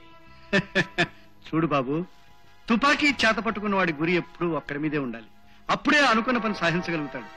నీకేదో ముఖ్యమైన పని మిగిలిపోయింది. అది ఉండగా నేనేం చెప్పినా ఆ పని సక్రమంగా జరగదు. నాకేం తొందర లేదు, నేను ఇక్కడే వేచి ఉంటాను. నీకంటూ ఏదో కార్యక్రమం మిగిలిపోయిందన్నావే, అది పూర్తి చేసుకుని ఇక్కడికి రా. ప్రాణాలు తీసిన వాణ్ణి, చట్టాన్ని ఉల్లంఘించిన వాణ్ణి, ప్రభుత్వాన్ని ధిక్కరించిన వాణ్ణి. నీ కార్యక్రమం పూర్తి చేసుకుని వేచి ఉంటానంటున్నావు. వెళ్ళిన వాడిని మళ్ళీ వస్తాను, నీకు నమ్మకం ఉందా? చూడు బాబు, నేను బయట ప్రపంచాన్ని నమ్మను. నేను నమ్మేది జైల్లో ఉన్న ప్రపంచాన్ని. ఎందుకో తెలుసా? నిజమైన గాంధేయులు జైల్లో ఉన్న మనుషులేనన్న నమ్మకం. సర్వమానవ సౌభాతృత్వం, సమసమాజం, సోషలిజం ఎలుగెత్తు చాటుతుంది ఈ ప్రభుత్వం. ఆ సమసమాజం ఎక్కడుంది అని అడుగుతున్నాను. ఆ సమసమాజం జైల్లోనే ఉందని సమాధానం చెప్తున్నాను. ఎందుకంటే కోటీశ్వరుడు మొదలు బిచ్చగాడి వరకు ఒకే డ్రెస్ వేసుకుని, ఒకే రకమైన బొచ్చెలు చేత్తో పట్టుకుని, ఒకే లైన్ లో నిలబడి, ఒకే ఆహారాన్ని తింటూ, ఒకే నేల మీద పడుకుని, ఒకే కుండలో నీళ్లు తాగే ఈ సమసమాజం ఎక్కడుంది అని అడుగుతున్నాను. అది జైల్లోనే ఉందని మళ్ళీ సమాధానం చెప్తున్నాను. అందుకే జైల్లో ఉన్న మనుషులంటే నాకు నమ్మకం. అందుకే నువ్వంటే నాకు నమ్మకం. వెళ్ళు బాబు, వెళ్ళి నీ పని పూర్తి చేసుకో. చూడు జగన్, నేను సమాజంలో చాలా పలుకుబడి గల మనిషిని. గతంలో ముఖ్యమంత్రిని. ఎంత సునాయాసంగా నిన్ను జైలు నుంచి విడిపించానో దాన్ని బట్టి నువ్వు గ్రహించుంటావు. నీ కార్యక్రమంలో పొరపాటు నువ్వు పట్టుబడిపోతే మధ్యలో నా కార్యక్రమం ఆగిపోతుంది. అఫ్కోర్స్ పట్టుబడిన శక్తి సామర్థ్యాలు నీకున్నాయనుకో, కానీ శక్తి మాత్రమే చాలదు. దానికి పలుకుబడి చాలా అవసరం. నీ కార్యక్రమం ఏమిటో చెప్పు, నేను చేయూతనిస్తాను. నా కార్యక్రమానికి ఎవరు చేయూత అక్కర్లేదు. కావాల్సిందల్లా కాలం. నాకున్న కాలం తక్కువ. అంటే ఇంకో 4 రోజుల్లో నన్ను ఉరి తీయబోతున్నారు. ఈలోగా నేను చేయాల్సిన పనులు చాలా ఉన్నాయి. నువ్వు జైలు నుంచి వచ్చేసావు, ఇక తిరిగి వెళ్లే అవసరమూ లేదు, ఉరి శిక్ష ప్రసక్తి లేదు. నేను శిక్షణ పొందిన రక్షణాధికారి. కోర్టును గౌరవించడం నా ధర్మం. అందుకే ఈ 4 రోజుల్లో నా కార్యక్రమం పూర్తి చేసుకుని ఉరి తీయబడే రోజుకు వెళ్లి చేరుకోవాలి. ఉరి తీయాల్సినంత ఘోరం నువ్వేం చేశావు? ఉరి శిక్ష పడ్డ వాళ్ళంతా ఘోరాలు చేసిన వాళ్ళనే.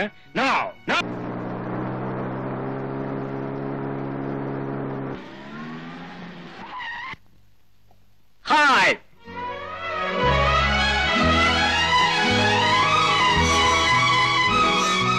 where are you, my darling? Where are you? ఎలా ఉన్నావు? Child, here I am. Oh, how are you?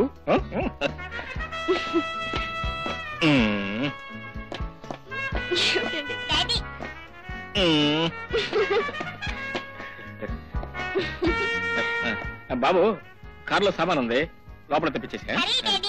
Very good bye. చెప్పినట్టు చేస్తారా? గుడ్.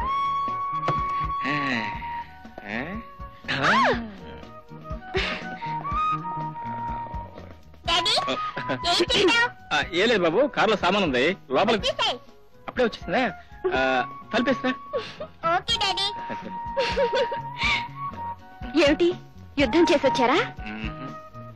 యుద్ధం చేయబోతున్నా. నా తలకాయ తలుపు.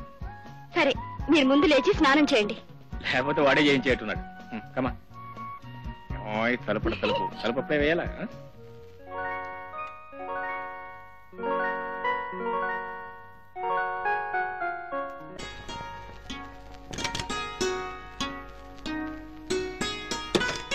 బాబు ఇక్కడ పడుకొని నిద్రపోతున్నాడు. మధ్యలో లేచినాడు కదా. ఎందుకని మంచిది.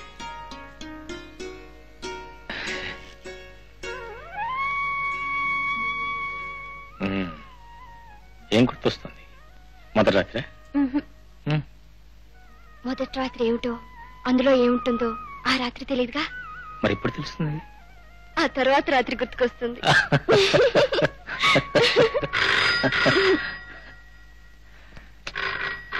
నేను చూస్తానుండండి.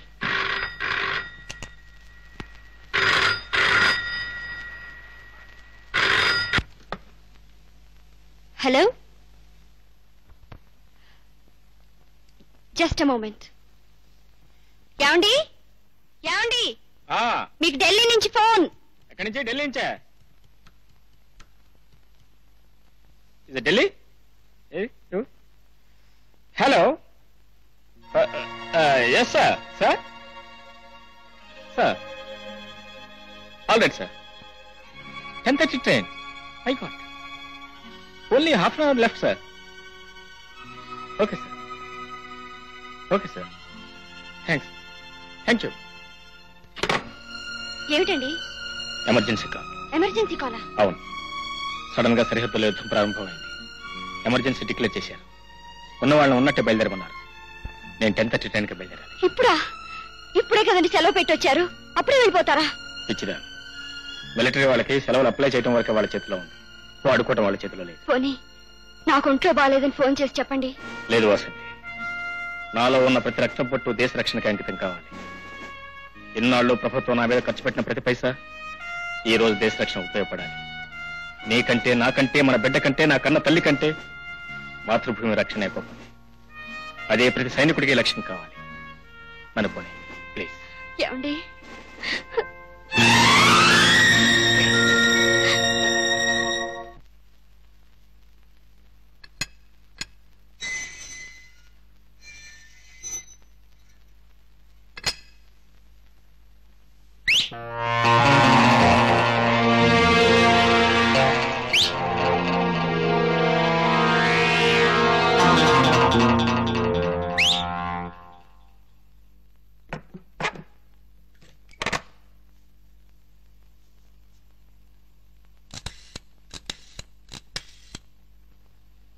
Hello, police station. Inspector Reddy speaking. నేను మేజర్ జగన్మోహన్ గారి మిస్సెస్ మాట్లాడుతున్నానండి. నేను స్కూల్ నుంచి బాబుని ఇంటికి తీసుకొస్తుండగా ముగ్గురు రౌడీలు వెంటపడ్డారు. ఇంటికి కూడా వచ్చారు. బయట నుంచి విసిల్స్ వేసి అల్లరి చేస్తున్నారు. రాత్రి కూడా ఎవరో తలుపులు తట్టారు. నేను తీయలేదు. కొంచెం ప్రొటెక్షన్ కావాలండి. అలాగేనమ్మా, తప్పకుండా. Thank you sir. No mention.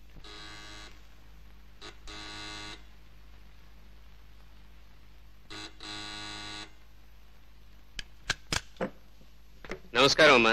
రండి. మీకు పోలీస్ రక్షణ కావాలని ఫోన్ చేశారుగా, అందుకే వచ్చాం. రాత్రంతా ఇక్కడే ఉంటాం. మీకు ఏ అనుమానం వచ్చినా అలికిడి తగిలినా మమ్మల్ని పిలవండి. భయపడకండి. తలుపేసుకోండి. అలాగేనండి.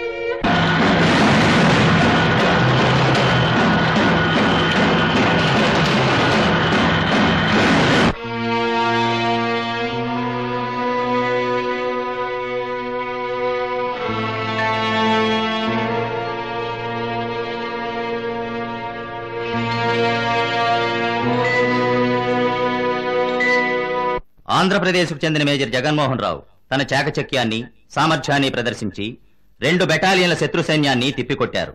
అది తెలుసుకున్న శత్రు సైన్యం వెనుదిరగక తప్పలేదు. అపూర్వ సాహసాన్ని ప్రదర్శించిన మేజర్ జగన్మోహన్ రావుని భారత రాష్ట్రపతి, ప్రధానమంత్రి అభినందించారు.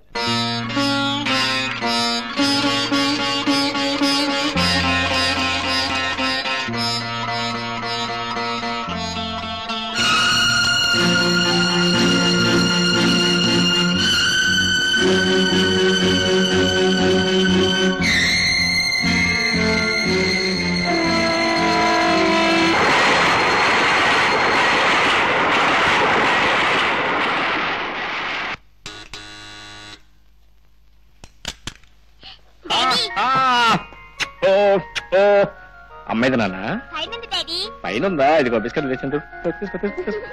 వసంతి, ఏ వసంతి, వసంతి ఎక్కడో డబ్బు పెట్టుకుంటావా? పెట్టుకో పెట్టుకో పెట్టుకో. వసంతి,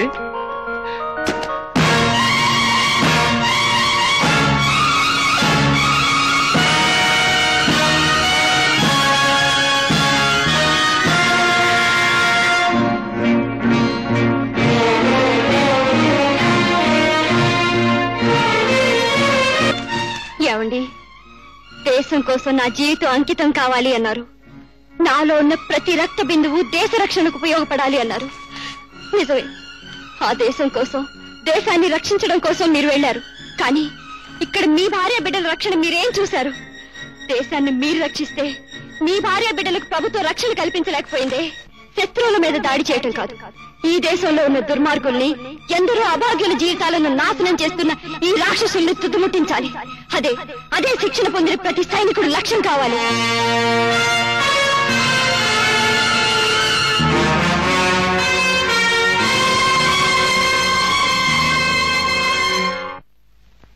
ఇన్స్పెక్టర్,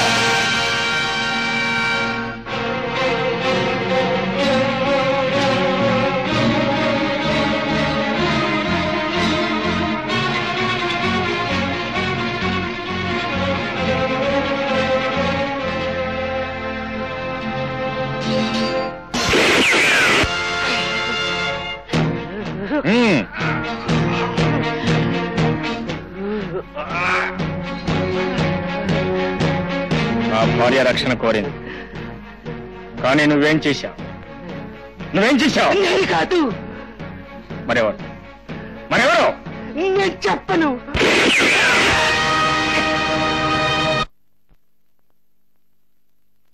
బాధ్యత గల మిలిటరీ ఆఫీసర్ ఇవ్వండి, ఎలా కాల్చగలిగారు? 2 రివాల్వర్లు ఇవ్వండి, చూపిస్తా. వాట్? ఎస్, లేకపోతే ఏమిటి మీరు అడిగేది? కాల్చాను అని నేను చెప్తున్నాను, ఎలా కాల్చగలిగామని మీరు అడుగుతున్నారు. నానా, బాధ్యత గల రక్షణాధికారి చేయవలసిన పని ఇదేనా అని నా ఉద్దేశం. బాధ్యత గల అధికారిని కనుకే 1 నిమిషం కంటే ఎక్కువ శ్రమ అవ్వకుండా కాల్చి చంపాను.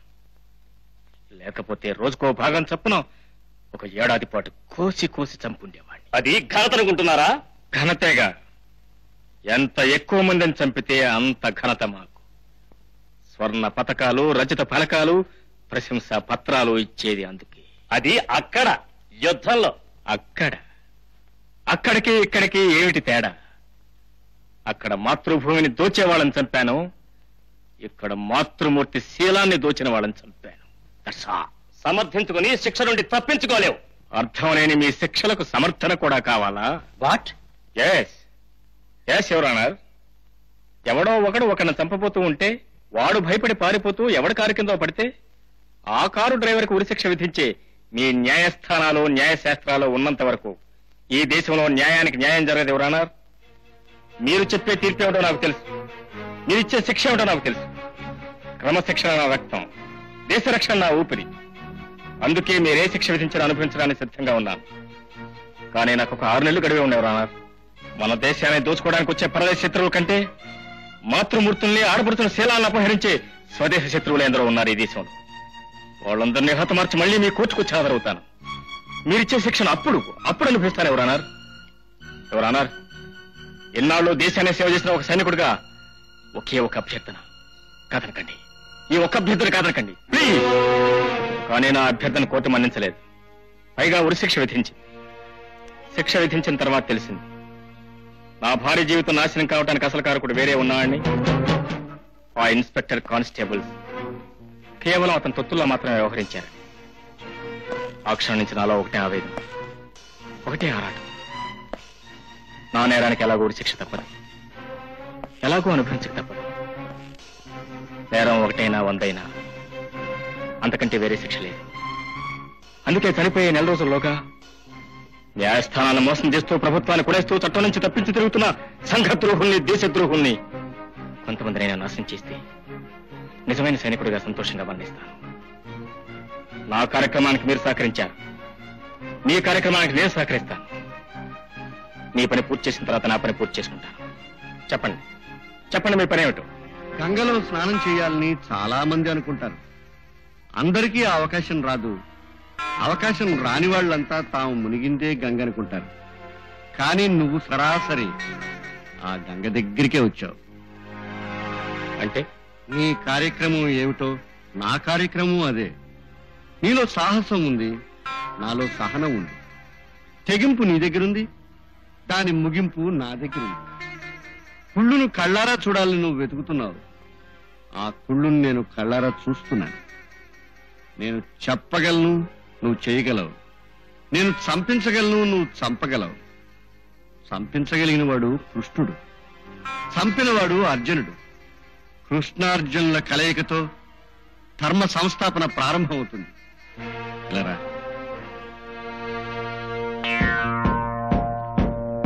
ఇలారా.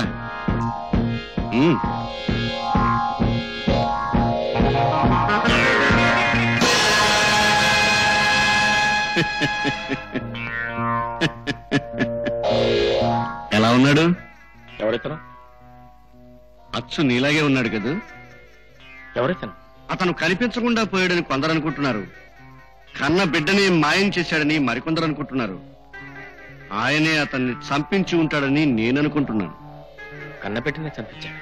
తన స్వార్థం కోసం కన్న కొడుకుని నాశనం చేసిన వాడు నమ్మిన పేద ప్రజల్ని ఉద్ధరిస్తాడన్న నమ్మకం ఏమిటి?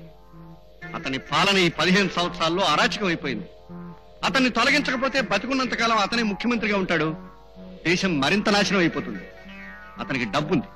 ఆ డబ్బుతో లక్షలాది ప్రజల ఓట్లు కొనగలడు. అందువల్ల అతన్ని పదవి నుంచి దించడం కష్టం. అందుకే దేశం బాగుపడాలన్నా, పేద ప్రజలకి రక్షణ ఏర్పడాలన్నా అతన్ని చంపి తీరాలి. నీకు మరో విషయం చెప్తున్నాను. నాకు ఉరిశిక్ష పడిన తర్వాత తెలిసింది, నా భార్య జీవితం నాశనం కావడానికి కారణమైన అసలు వ్యక్తి ఎవరో ఉన్నారన్నవే. ఆ వ్యక్తి ఎవరో కాదు, ఈ పెద్ద మనిషి. నీ భార్య జీవితాన్నే కాదు, అమాయకులైన ఎందరో ఆడవాళ్ల జీవితాల్ని నాశనం చేసిన రాక్షసుడు. ఆవేశంతో అతన్ని చంపడం సాధ్యం కాదు. ఎందుకంటే ఆ ప్రయత్నం నేను 2 సార్లు చేసి ఫెయిల్ అయ్యాను. దెబ్బకి దెబ్బ కొట్టాలి. అతను ఎంత నమ్మకంగా నమ్మించి దెబ్బ కొట్టాడో అలాగే నువ్వు నమ్మించాలి. అంటే ఆ ఇంట్లో స్థానం సంపాదించాలి. అంటే అతని కొడుకుగా ఆ శోభన్గా ఇల్లు చేరాలి. అతని కొడుకుగా ఈ శోభన్గా ఇంట్లో ప్రవేశించాలి. ఈ శోభన్గా ఇంట్లో ప్రవేశించాలి.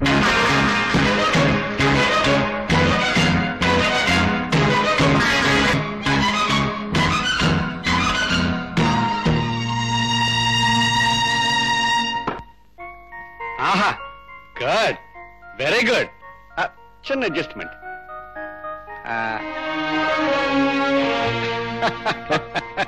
ఇప్పుడు నువ్వు 100కి 100 పాళ్ళు శోభనవి.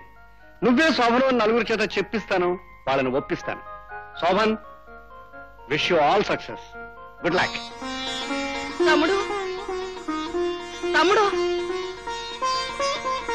తమ్ముడు, నేను విన్నది నిజమేనా?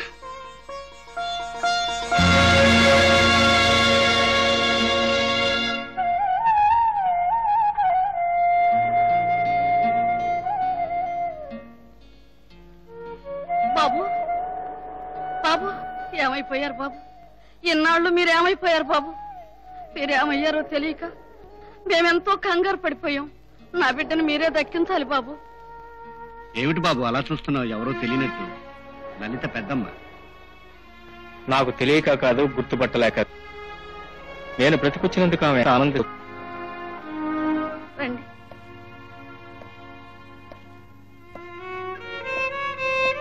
చూడండి బాబు, మీరు కనపడటం లేదన్న రోజున ధైర్యంగానే ఉంది.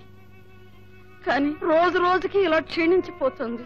అన్నం తింటం మానేసింది, ఎవరితోనూ మాట్లాడడం మానేసింది, ఎప్పుడు ఏదో ఆలోచిస్తూ ఉన్నట్టుండి స్పృహ తప్పి పడిపోతుంది. మళ్ళీ ఎప్పుడో స్పృహలోకి వస్తుంది. మందిస్తే తీసుకోదు. రోజు రోజుకి అది ఏమైపోతుందోననే భయం ఎక్కువైపోతుంది. బాబు బాబు మీరు వచ్చేశారు. నా బిడ్డను బ్రతికించి నాకివ్వండి బాబు. నాకంతే చాలు బాబు, నాకంతే చాలు. అమ్మా అమ్మా లలిత, ఎవరొచ్చారో చూడమ్మా. అమ్మా లలిత, చూడమ్మా. అలా లేపడం కష్టం.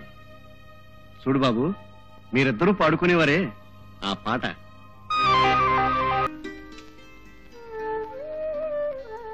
ఏమండి, ఏమైపోయారు? ఈనాడు ఏమైపోయారండి? వద్దమ్మా, ఆ వివరాలు ఏమీ అడగొద్దు. పెద్దవాళ్ళు పదవి కోసం ఏమైనా చేస్తారంటారే, ఇతని విషయంలోనూ అదే జరిగింది. ఏమైనా నీ మనిషి నీకు దక్కాడు, అదే మాకు ఆనందం. చూడు బాబు, నువ్వు ఏ పరిస్థితుల్లోనూ ఆ ఇంటికి వెళ్ళడానికి వీల్లేదు. వెళితే నేను బతకనివ్వరు. తనంతట తాను మనస్సు మార్చుకుని మీ నాన్న ఇక్కడికి వచ్చి నేను రమ్మనే వరకు నువ్వు వెళ్ళకూడదు. అదే నేను చెప్పేది.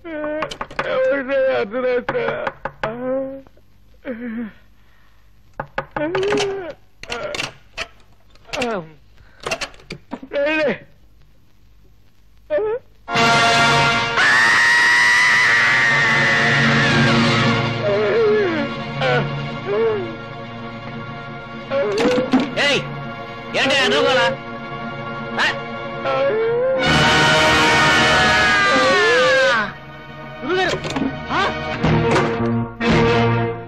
ఏమిటలా చూస్తున్నారు?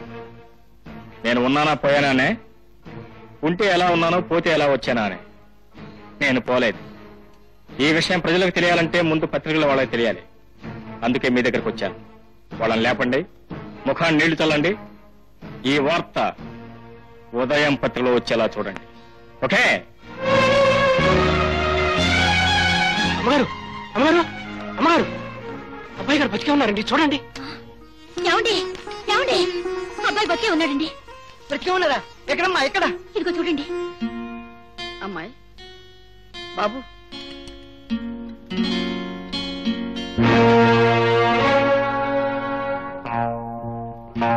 బాబు నాన్నగారు. అయితే బయలుదేరమనండి. బయలుదేరదాం బాబు. రానని చెప్పండి. ఎందుకు రావు? ఎందుకు రావాలి? నువ్వు ఉండాల్సిన ఇల్లు ఇది కాదు గనక. మీ సిద్ధాంతాల కోసం మీరు నిలబడ్డప్పుడు నా సిద్ధాంతాల కోసం నేను నిలబడకూడదు. కేవలం సిద్ధాంతాలను కాపాడుకోవడం కోసమే కన్న కొడుకును కూడా చంపించడానికి సిద్ధపడ్డ మీరు నాకు తండ్రి ఏంటి, మీ కొడుకునేంటి? చూడు బాబు, నిజం కంటే అబద్ధం బలమైన ఆయుధం. 10 నిజాలతో 90 అబద్ధాలు కలిపితే 100 నిజాలుగానే చలామణి అవుతాయి. అది ఈ ప్రపంచం. సమ్మె ఆపించాలని ప్రయత్నించాను, నిజం. బంధు కూడా ఆపించాలని ప్రయత్నించాను, అది నిజం. కానీ నిన్ను చంపమని ఎవరిని పంపించలేదు, అది అబద్ధం. ఆ 2 నిజాల మధ్య ఒక అబద్ధం కూడా నిజంగానే మిగిలిపోయింది. అవునండి, ఏ తండ్రైనా ఏ తల్లైనా కన్నబిడ్డను చంపుకోవాలనుకోరు. మధ్య వాళ్ళు వాళ్ళ సులాభం కోసం ఉపయోగించుకునే అవకాశమే తప్ప మరొకటి కాదు. వాళ్ళతో వెళ్ళండి. చూడు బాబు, మీ నాన్నగారి కోసం కాదు, నా కోసం రా బాబు. బాబు, మీ అమ్మ మీద ప్రమాణం చేసి చెప్తున్నాను. చనిపోయాడనుకున్న బిడ్డ బ్రతికి వచ్చాడు. అంతకంటే అదృష్టం, ఆనందం ఈ ప్రపంచంలో ఏ తండ్రికి ఉండదు. నాకు పదవి మీద వ్యామోహం లేదు, నా సిద్ధాంతాల మీద పట్టుదల లేదు. ఆ 2 ఈ రోజుతో విడిచిపెడుతున్నాను. నీ ఇష్టాన్ని కాదను. ఇంటికి రా బాబు. చూడు బాబు, కన్న తండ్రి బాధ ఎలాంటిదో నాకు తెలియదు, కానీ కన్న తల్లి కడుపు తీపి ఎలాంటిదో నాకు తెలుసు. నువ్వు వెళ్ళు బాబు, ఇక్కడ మాత్రం ఉండద్దు. ఒకవేళ నువ్వు ఉంటానన్నా నేను మాత్రం ఉండనివ్వను.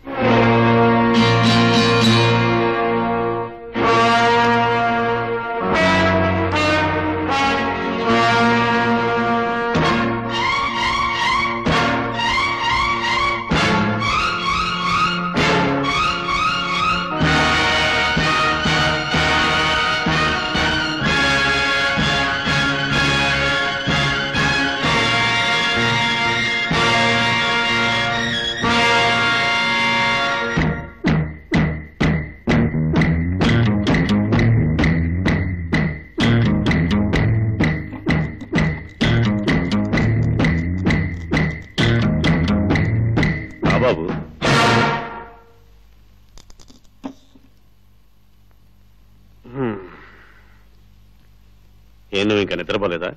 లేదు డాడీ, మీరేం చేస్తున్నారో చూసిపోదామని వచ్చాను. మీరు ఇంకా నిద్రపోలేదా? రాజకీయ నాయకులకు రాత్రిపూట నిద్ర పట్టదు బాబు. మరి నీకెందుకు నిద్ర పట్టలేదు?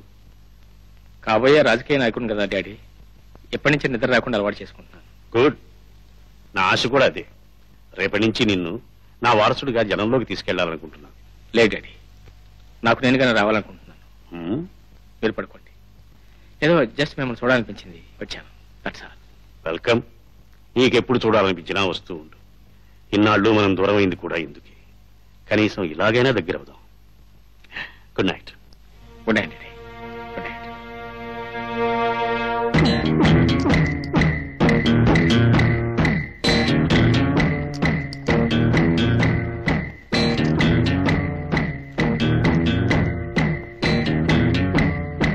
రండి నాన్నగారు, రండి. ఏంటి నిద్ర పెట్టలేదా? ఏం లేదు, నిద్ర పట్టినప్పుడు అటు ఇటు తిరగడం నాకు అలవాటు. నాకు కూడా అంతే డాడీ, నిద్ర పట్టినప్పుడు అటు ఇటు దొరలటం అలవాటు. ఏమిటా నిద్రవానంత ఆలోచన? ఏం లేదు డాడీ, చావు బ్రతుకుల పోరాటంలో చాలా కాలం నిద్రపోయాను కదా, అందుకని. నిద్ర రావడం లేదా? నిద్ర పోకూడదు అనుకుంటున్నావా? నిద్ర రాకే, పోకపోవడానికి నాకేం భయం. పైగా బయట ప్రమాదం కానీ ఇంట్లో నాకేం ప్రమాదం. పడుకో, నాకు నిద్ర వస్తుంది. నాకు కూడా నిద్ర వస్తుంది డాడీ, పోయి పడుకోండి. Good night. Good night. Thank you.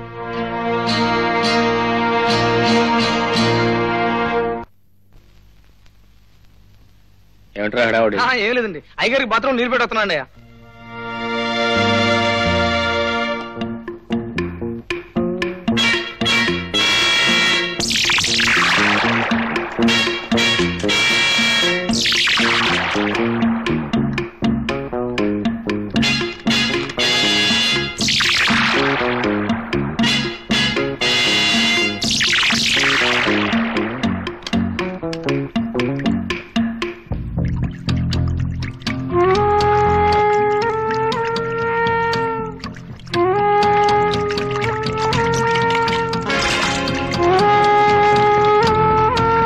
సరే, కొంచెంసేపు వెయిట్ చేయండి, స్నానం చేసి వస్తాం.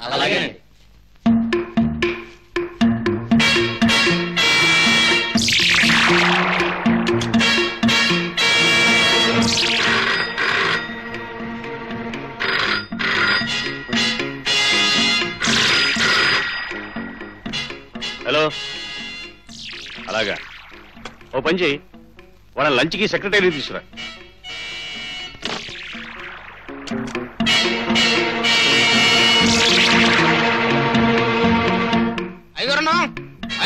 ఏమిట్రా? ఎక్కడి నుంచి? ఢిల్లీ నుంచి పార్టీ ప్రెసిడెంట్ గారు. ఢిల్లీ నుంచా? పార్టీ ప్రెసిడెంట్ గారు. హలో, నమస్తే. నమస్తే. అలాగా, రేపు మార్నింగ్ ఫ్లైట్ లో వస్తున్నారా? Very good. నమస్తే. రే అయ్యా, నన్ను 10 నిమిషాల వరకు డిస్టర్బ్ చేయకు.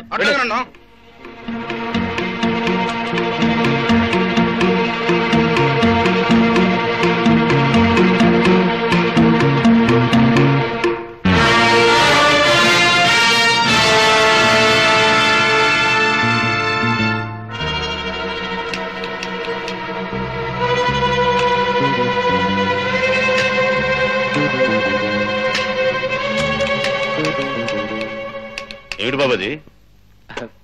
ఏం లేదు డాడీ, ఫ్యూజ్ పోయినట్టుంది. తప్పదు, ఒకప్పుడు ఫ్యూజ్ పోతుంటుంది, మరొకప్పుడు కరెంటే పోతుంటుంది. కరెంట్ ప్రాబ్లం కదా. అదిగో వచ్చేసింది. వచ్చేసింది. చూడు బాబు, సాయంత్రం పార్టీ మీటింగ్ లో రెజల్యూషన్ పెడదాం అనుకుంటున్నాను. ఏమిటిది? ఏం లేదు, నిన్ను యువజనతకి అధ్యక్షుని చేద్దామని.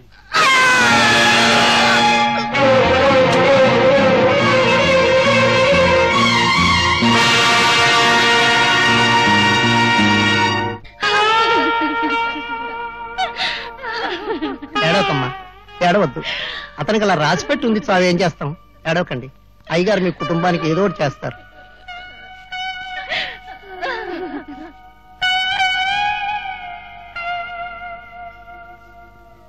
సార్ అలాగే ఉండండి.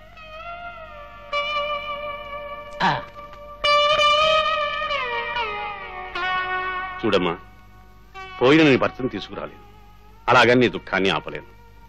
ఇన్నాళ్ళు ఎంతో నమ్మకంగా అతను నాకు చేసిన సేవకు నేను ఇవ్వగలిగింది ఒక 50,000 సొంత విరాళం. పోతే ఈ కుర్రవాడు ఎంతవరకు చదువుకుంటే అంతవరకు చదువు చెప్పిస్తాను. నీకు ఒక ఇల్లు కూడా కట్టించి ఏర్పాటు చేస్తాను. ధర్మప్రభువులు, ఇంత విశాల హృదయం ఎవరికుంటుందండి? ఎందరో పనివాళ్లు పోతున్నారు, ఎందరో సేవ చేసిన వాళ్ళు పోతున్నారు, ఎందరో కావలసిన వాళ్ళు పోతున్నారు. కానీ ఎవరి గురించి ఎవరు పట్టించుకుంటున్నారు? 6.5 కోట్ల మంది జనాభాలో ఒక్క పని మనిషి గురించి పట్టించుకున్న ముఖ్యమంత్రి ఎవరున్నారండి?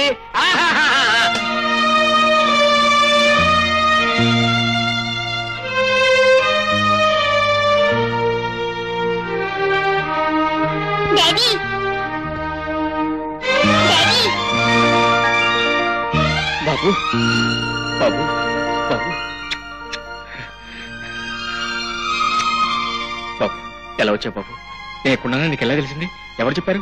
ఎలా వచ్చావు బాబు? నేనే తీసుకొచ్చాను. మిస్టర్ జగన్, నా ముందు కన్న కొడుకుగా నటించగలవు గాని నీ కన్న కొడుకు ముందు కన్న తండ్రి కానట్టు నటించగలవా? That's right. నీ నోటి నుండి రావాల్సిన సరైన మాట. నిన్ను చూడగానే పోయిన నా కొడుకు దొరికాడని కొండంత సంబరపడిపోయాను. కానీ 30 ఏళ్లు పెరిగిన బిడ్డ స్థానంలో ఏ వ్యక్తి అయినా వచ్చి ఉండాలంటే 3-4 రోజుల కంటే ఎక్కువ ఉండలేడు జగన్. ఉన్నా కన్న తండ్రి నమ్మడు. దేశం కోసం నీ ప్రాణాలను అంకితం చేయాలనుకున్నావు. దేశానికి రక్షణ కల్పించడానికి నువ్వు వెళ్ళావు. నీ భార్యాబిడ్డలకు మాత్రం ప్రభుత్వం రక్షణ కల్పించలేకపోయింది. దానికి తట్టుకోలేకపోయావు, ఆవేశపడ్డావు, వ్యవస్థ మీద తిరుగుబాటు చేశావు. ఉరి శిక్ష విధించారు, తప్పించుకుని వచ్చావు. ఇవన్నీ నాకు తెలుసును, కానీ నాకు తెలియంది మాత్రం ఒక్కటి. నా మీద ఎందుకు ప్రతీకారం తీర్చుకోవాలనుకుంటున్నావు? నాకు మిగిలిన ఈ కొద్ది రోజుల్లో సంఘంలో ఉన్న కుళ్ళును ఎత్తిపారే. ఆ కుళ్ళు నా దగ్గరే ఉందని నీకెవరు చెప్పారు? మారుతి అనుకున్నాను. అతనే దీనికి సమర్థం. ఏం చేయమన్నాడు? చంపమన్నాడు. అతను చంపమన్నాడు, నువ్వు చంపడానికి వచ్చావు. కేవలం అతని మాటలు నమ్మేగా? నమ్మించాడు. చూడు జగన్, దొంగతనం జరిగింది అంటే ఆ దొంగతనం చేసిన వాడు ఎవడో చేశాడని చెప్తాడు తప్ప తను చేశానని చెప్తాడా? హత్య జరిగింది అంటే అది చేసిన హంతకుడు ఎవడో చేశాడని తప్పుకుంటాడు తప్ప తను చేశానని ఒప్పుకుంటాడా? సంఘంలో కుళ్ళును ఎత్తిపారేయాలనుకున్నప్పుడు ఆ కుళ్ళు తనే అయితే అది నేనే అని ఒప్పుకుంటాడా ఎవడైనా? అతనికి నేను ప్రత్యర్థి. నా స్థానంలోంచి నేను తొలగించబడితే తప్ప అతనికి నా స్థానం రాదు. నన్ను తొలగించడానికి నిన్ను ఆయుధంగా ఉపయోగించుకుంటున్నాడని నువ్వెందుకు అనుకోకూడదు? నిజంగా నాలో అంత కుళ్ళు పెరిగిపోతే, నా ప్రభుత్వంలోనే అంత కుళ్ళు కనుక ఉంటే అతను నా ప్రతిపక్ష నాయకుడు. ప్రజల్లోకి వచ్చి ఏ ప్రజల చేత నేను ఎన్నుకోబడ్డానో ఆ ప్రజలకే నచ్చజెప్పి నన్ను నా స్థానం నుంచి తొలగించవచ్చుగా. ఆ ప్రయత్నం ఎందుకు చేయలేకపోయాడు? కాయలున్న చెట్టుని రాళ్లు పెట్టి కొడతాను, అందంగా కనిపించే అద్దాల మీదనే రాళ్లతో పగలగొడతాను, తెల్లని గోడ మీదనే పేడ ముద్దలు వేస్తాను. అది ఈ సమాజానికి సహజం. నా స్థితిని, హోదాని, పేరు ప్రఖ్యాతుల్ని చూసి సహించలేక ఎవరో చెప్పిన కట్టుకథను నమ్మి నువ్వు నన్ను చంపడానికి వచ్చావు. నువ్వు నమ్మిందే నిజం నువ్వు అనుకుంటుంటే కమాన్, చంపు చంపు.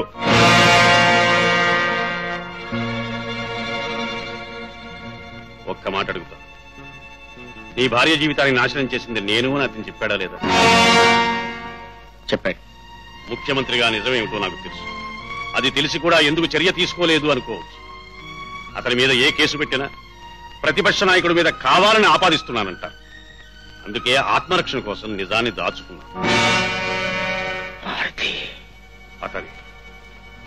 అతనే నీ భార్య జీవితాన్ని నాశనం చేశాడు. బాబు, ఆవేశపడకు బాబు. ఆవేశంలో అతనికైనా ప్రమాదం కలగచ్చు. నీ అడ్డు తగలలేదు. రేపటి నుంచి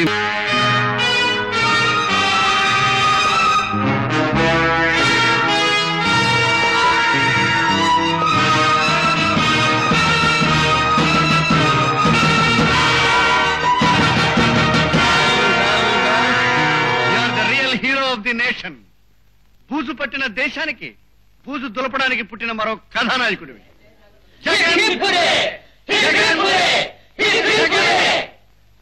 నువ్వు ఫోన్ చేశావు, మా వాళ్ళు ఏకంగా నా పుట్టినరోజే జరిపేశారు. నిజానికి ఆయన పుట్టినరోజు ఏ రోజు ఆయనకే తెలియదు. ఆయన తీరని కోరిక మీ ద్వారా తీరబోతున్న శుభ సందర్భాన్ని మేము పుట్టినరోజుగా చేసుకుంటున్నాం. బాబు, చివరిసారిగా పోయిన ముఖ్యమంత్రి గారిని ఒక్కసారి చూసుకుందామా?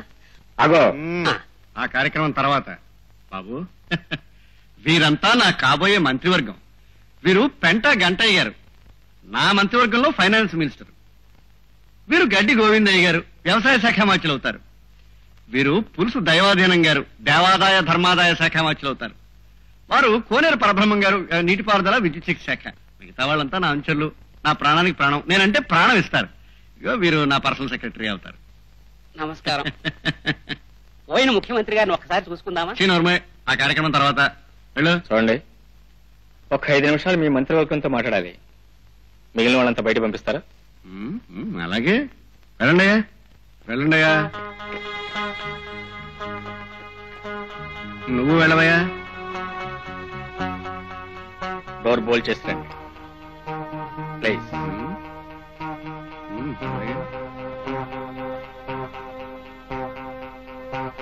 మీరు కాబోయే ఫైనాన్స్ మినిస్టర్, కానీ లేకుండా నగరానికి వచ్చారు, కోటీశ్వరుడు అయ్యారు. ఎలా అయ్యారు? దొంగ నోట్లు మీ పరిశ్రమ, స్మగ్లింగ్ మీ వ్యాపారం. అరే ఎలా తెలుసు? తెలుసు తెలుసు. కంగ్రాచులేషన్. మీకు స్వపర భేదాలు లేవు. ప్రభుత్వ భూములన్నీ మీవే. బంగారం పండే భూములన్నీ బంజరు భూములుగా లెక్కల్లో ప్రకటించి అనుభవించడం మీ జన్మ హక్కు. ఆ శాఖలో మీకు మంచి అనుభవం ఉంది. అందుకే మీరు వ్యవసాయ శాఖ మాచ్యులు. తమకెలా తెలుసు? తెలుసు తెలుసు. వెళ్ళనివే, కంగ్రాచులేషన్. దేవుడు లేడనేది మీ నమ్మకం, కానీ దేవుడి మీద వ్యాపారం చేస్తూ బ్రతకటం మీ సిద్ధాంతం. అందుకే మీరు దేవాదాయ శాఖ మాచ్యులు. జాతకం చెప్పేస్తున్నారే. ఇంకా చెప్తాను. కంగ్రాచులేషన్. కాలువగట్టు తగువుల్లో ఆల్రెడీ 6 చంపారు. కాలువల మీద మీకు మంచి కంట్రోల్ ఉంది. అందుకే నీటిపారుదల శాఖ మీకు సరైన శాఖ. కంగ్రాచులేషన్స్. అవును, ఈ 4 శాఖలతోనే మీ రాజ్యాంగం అంతా నడుస్తుందా? ప్రస్తుతానికి మిగతా శాఖలన్నీ నా చేతుల్లో ఉంటాయి. ఆ తర్వాత మా అందరి బంధువర్గం ఉంది. ఆ పైన నువ్వున్నావు. నేనా? మరి నాకేం శాఖ? Law and order. Very good. Hearty congratulation. సరైన శాఖ, లా అండ్ ఆర్డర్. గుడ్. నాకు సరైన శాఖ, లా అండ్ ఆర్డర్. కాకపోతే నాకు ఒక అనుమానం. మీరందరూ కలిసి నా చేత ఈ ముఖ్యమంత్రి గారిని చంపించినట్టు రేపు మిమ్మల్ని వీళ్ళంతా కలిసి చంపుతారనే నమ్మకం ఏమిటి? నోనో, నేనంటే వీళ్ళకి ప్రాణం. నాకు నమ్మకం లేదు. Very good. అయితే నాదొక పరీక్ష. అందరూ దూరంగా వెళ్ళి నుంచోండి. కమా, ఇటు తిరగండి. కళ్ళు మూసుకోండి. నేను చెప్పే వరకు తెరవకూడదు. మీరు కూడా.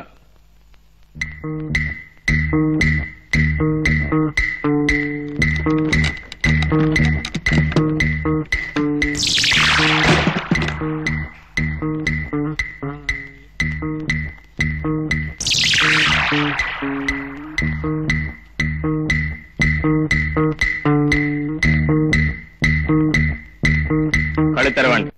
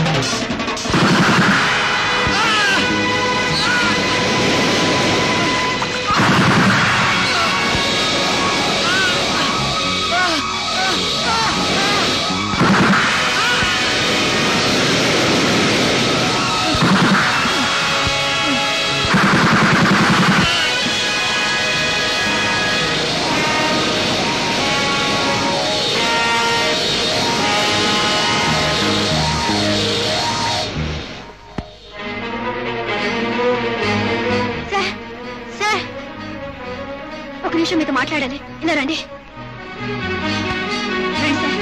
సార్, మీ అబ్బాయి ఎవరు? శోభన అతను శోభన్ కాదండి, వేరే వేరే ఎవరో.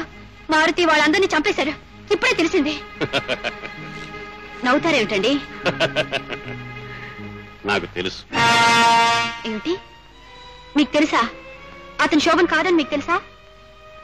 అంటే ఇదంతా తెలిసే మీరు నాటకం ఆడుతున్నారన్నమాట.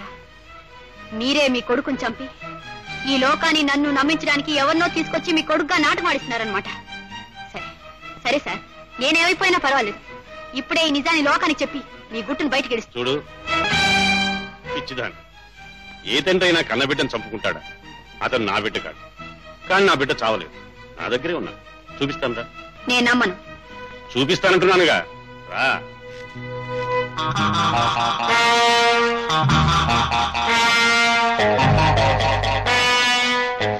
అడుగు.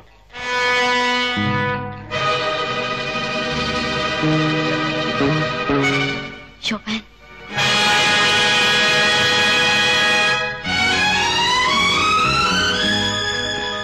శోభన్, ఏమిటిది? ఏమిటిదంతా?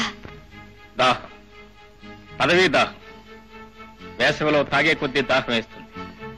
అలాగే కొందరు వ్యక్తులకి పదవిలో పాతుకుపోతున్న కొద్దీ పదవి మీద దాహం పెరిగిపోతుంది.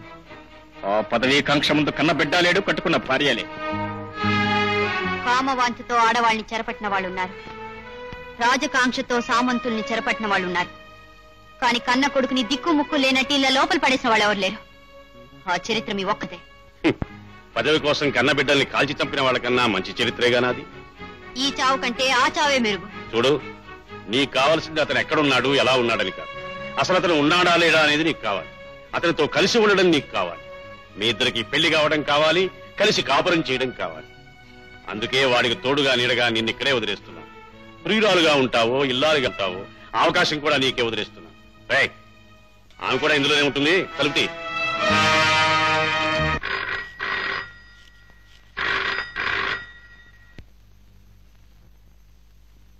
హలో, నేను ముఖ్యమంత్రి గారితో మాట్లాడాలి. నేనే మాట్లాడుతున్నాను. సార్, నేను జగన్ మాట్లాడుతున్నాను. ఎస్. ఆ మారుతి ఇక లేడు. వాడితో పాటు వాడి అనుచరులు కూడా లేపేశాను. అంటే ఆ మారుతి వెనక మరికొందరు మారుతీలు తయారవుతారని ఒక్కొక్కరిని వరుస పెట్టి లేపేశాను. Very good, very good Jagan, your welcome. అంటే రమ్మంటున్నారా? వెంటనే బయలుదేరరా, నీకోసమే కాచుకుని ఉంటాను. వెంటనే బయలుదేరి వస్తాను.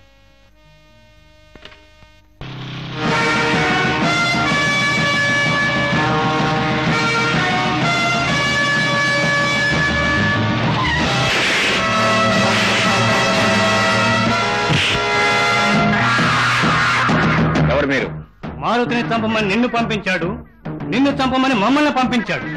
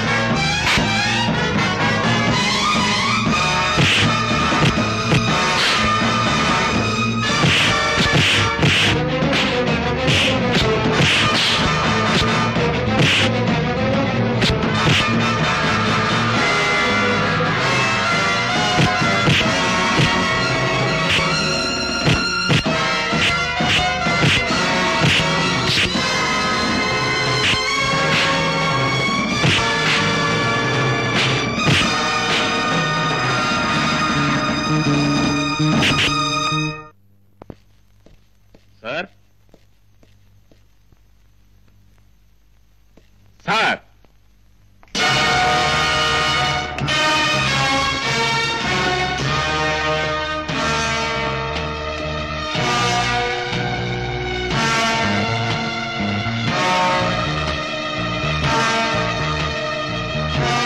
నేను ముఖ్యమంత్రిని కలవాలి. ఆయనే నన్ను రమ్మన్నారు. దేనికి రమ్మన్నారు? మీరేగా రమ్మన్నారు. అవును, అడవిలో మృగాల్ని పట్టాలంటే వల వేయాలి, ఎలుకల్ని పట్టాలంటే బోను పెట్టాలి, సంఘంలో నీలాంటి చీడ పురుగుల్ని పట్టాలంటే ఎత్తు వేయాలి. అందుకే రమ్మన్నారు. ప్రజాస్వామ్య దేశంలో ప్రజాస్వామ్యాన్ని నరికివేసే కషాయవాళ్ళు మీరు, ప్రజాస్వామ్యాన్ని కోకటి వేళతో పకలించే బకాసులు మీరు. ఇలాంటి వాళ్ళని విచ్చలవిడిగా కగనిస్తే మంచి చచ్చిపోతుంది, ధర్మం దారి తప్పుతుంది, న్యాయం అడవుల్లోకి పారిపోతుంది. నీలాంటి సంఘ విద్రోహ శక్తులు ఏరిపారయ్యారు, దేశ విచ్ఛిన్నగల శక్తుల్ని మూసిపారయ్యారు. అప్పుడే దేశం పచ్చగా ఉంది. ఇలాంటి వాళ్ళ గురిశిక్ష పడేదాకా నేను నిద్రపో. తీసుకెళ్ళండి.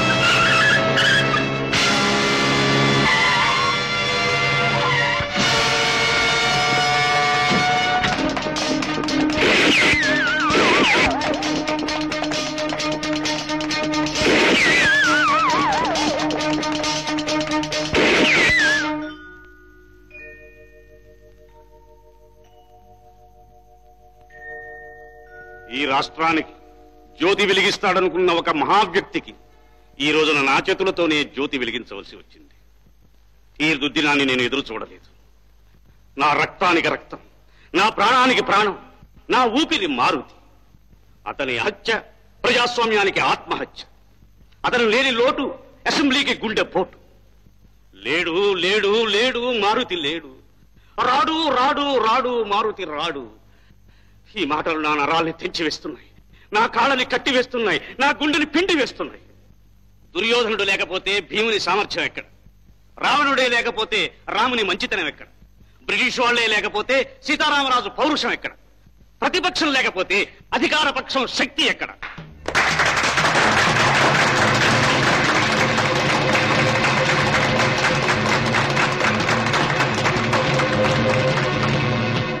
ప్రతిపక్షం అనేది అధికార పార్టీ చేసే తప్పుల్ని వెతికి చూపించే కంచు కాగడ. అధికార పార్టీని విమర్శించే ప్రజల దండోరా. ప్రతి నిమిషం అధికార పార్టీ జాగ్రత్తగా వ్యవహరించేలా పక్కలో ఉండే బల్యం. ఈ రోజున ఒక దుర్మార్గుడు, సంఘద్రోహి, దేశద్రోహి తన స్వార్థం కోసం ప్రతిపక్షాన్ని చంపి ప్రజాస్వామ్యాన్ని హత్య చేశాడు. ఆ దుర్మార్గుడు కన్నబిడ్డలా నా ఇంట్లో చేరాడు. ఎందుకు? మిలిటరీ నుంచి పారిపోయి వచ్చి ఈ రాష్ట్రానికి ముఖ్యమంత్రి అయిన నా ఇంట్లో చేరి మన గుట్టులన్నీ తెలుసుకుని మన దేశాన్ని ఇతర దేశాలకు అమ్మ చూపిన పరదేశీ గూఢచారి ఆ దుర్మార్గుడు. అందుకే ఆ దుర్మార్గుడిని పట్టి పోలీసులకు అప్పగించాం. అతనొక్కడే కాదు, అటువంటి చీడపురుగులు ఇంకెందరో ఉన్నారు. అలాంటి వాళ్ళు మీలో ఎవరికి దొరికినా సరే పట్టి ప్రభుత్వానికి అప్పగించండి. అది మీ కర్తవ్యం.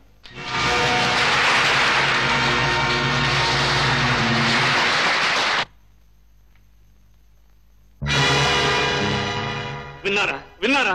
ఈ దారుణాన్ని విన్నారా? నా చేతులతో నేనే పోలీసులకు పట్టి ఇస్తే ఆ దుర్మార్గుడు పోలీసులు కళ్ళు కప్పి తప్పించుకు పారిపోయాడు. అంటే దీని వెనుక విదేశీ హస్తం ఉందని నేను బల్లగుద్ది చెబుతున్నాను. ఆ దుర్మార్గుడు ఎక్కడ ఎవరికి కనిపించినా ప్రజలే అతన్ని పట్టుకుని ప్రాణాలతో మాకు అప్పచండి, లేదా అతని శవాన్ని మాకు అప్పగించండి. అలా అప్పగించిన వారికి నా సొంత డబ్బు ₹1,00,000 బహుమతిగా ఇస్తాను. చిట్ట చివరిగా నేను మీ అందరికీ మనవి చేసేది ఒక్కటి: దేశాభ్యుదయాన్ని నాశనం చేసే స్వార్థపరులు, ప్రజల్ని పెడదోవన పట్టించే స్వార్థపరులు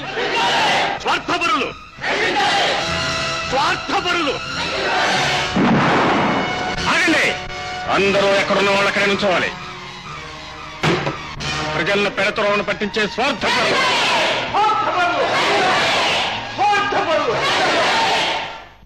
ఇన్స్పెక్టర్ కమాన్, అరెస్ట్ మీ.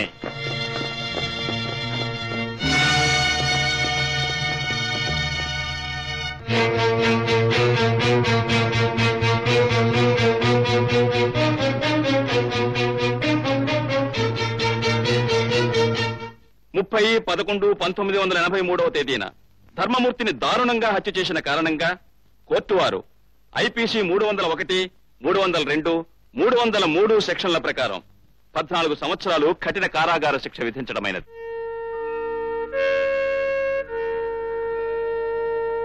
జగన్, జగన్, ఏమిటి అన్యాయం? ఇందులో అన్యాయం ఉంది. న్యాయస్థానం ఇప్పుడు ఎవరికి అన్యాయం? ఎవరు రా? లేదు, నేను హత్య చేశాను, నాకు శిక్ష విధించాను.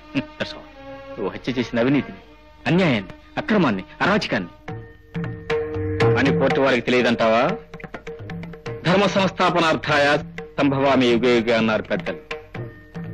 ఎప్పుడు అధర్మం పెరుగుతుందో దాన్ని అణిచివేసి ధర్మాన్ని పెంచడానికి ప్రతి యుగంలోనూ ఒకడు పుడుతూ ఉంటాడు. అందుకే కోర్టు వారు నాకు మరో 14 సంవత్సరాలు ఊపిపోశారు.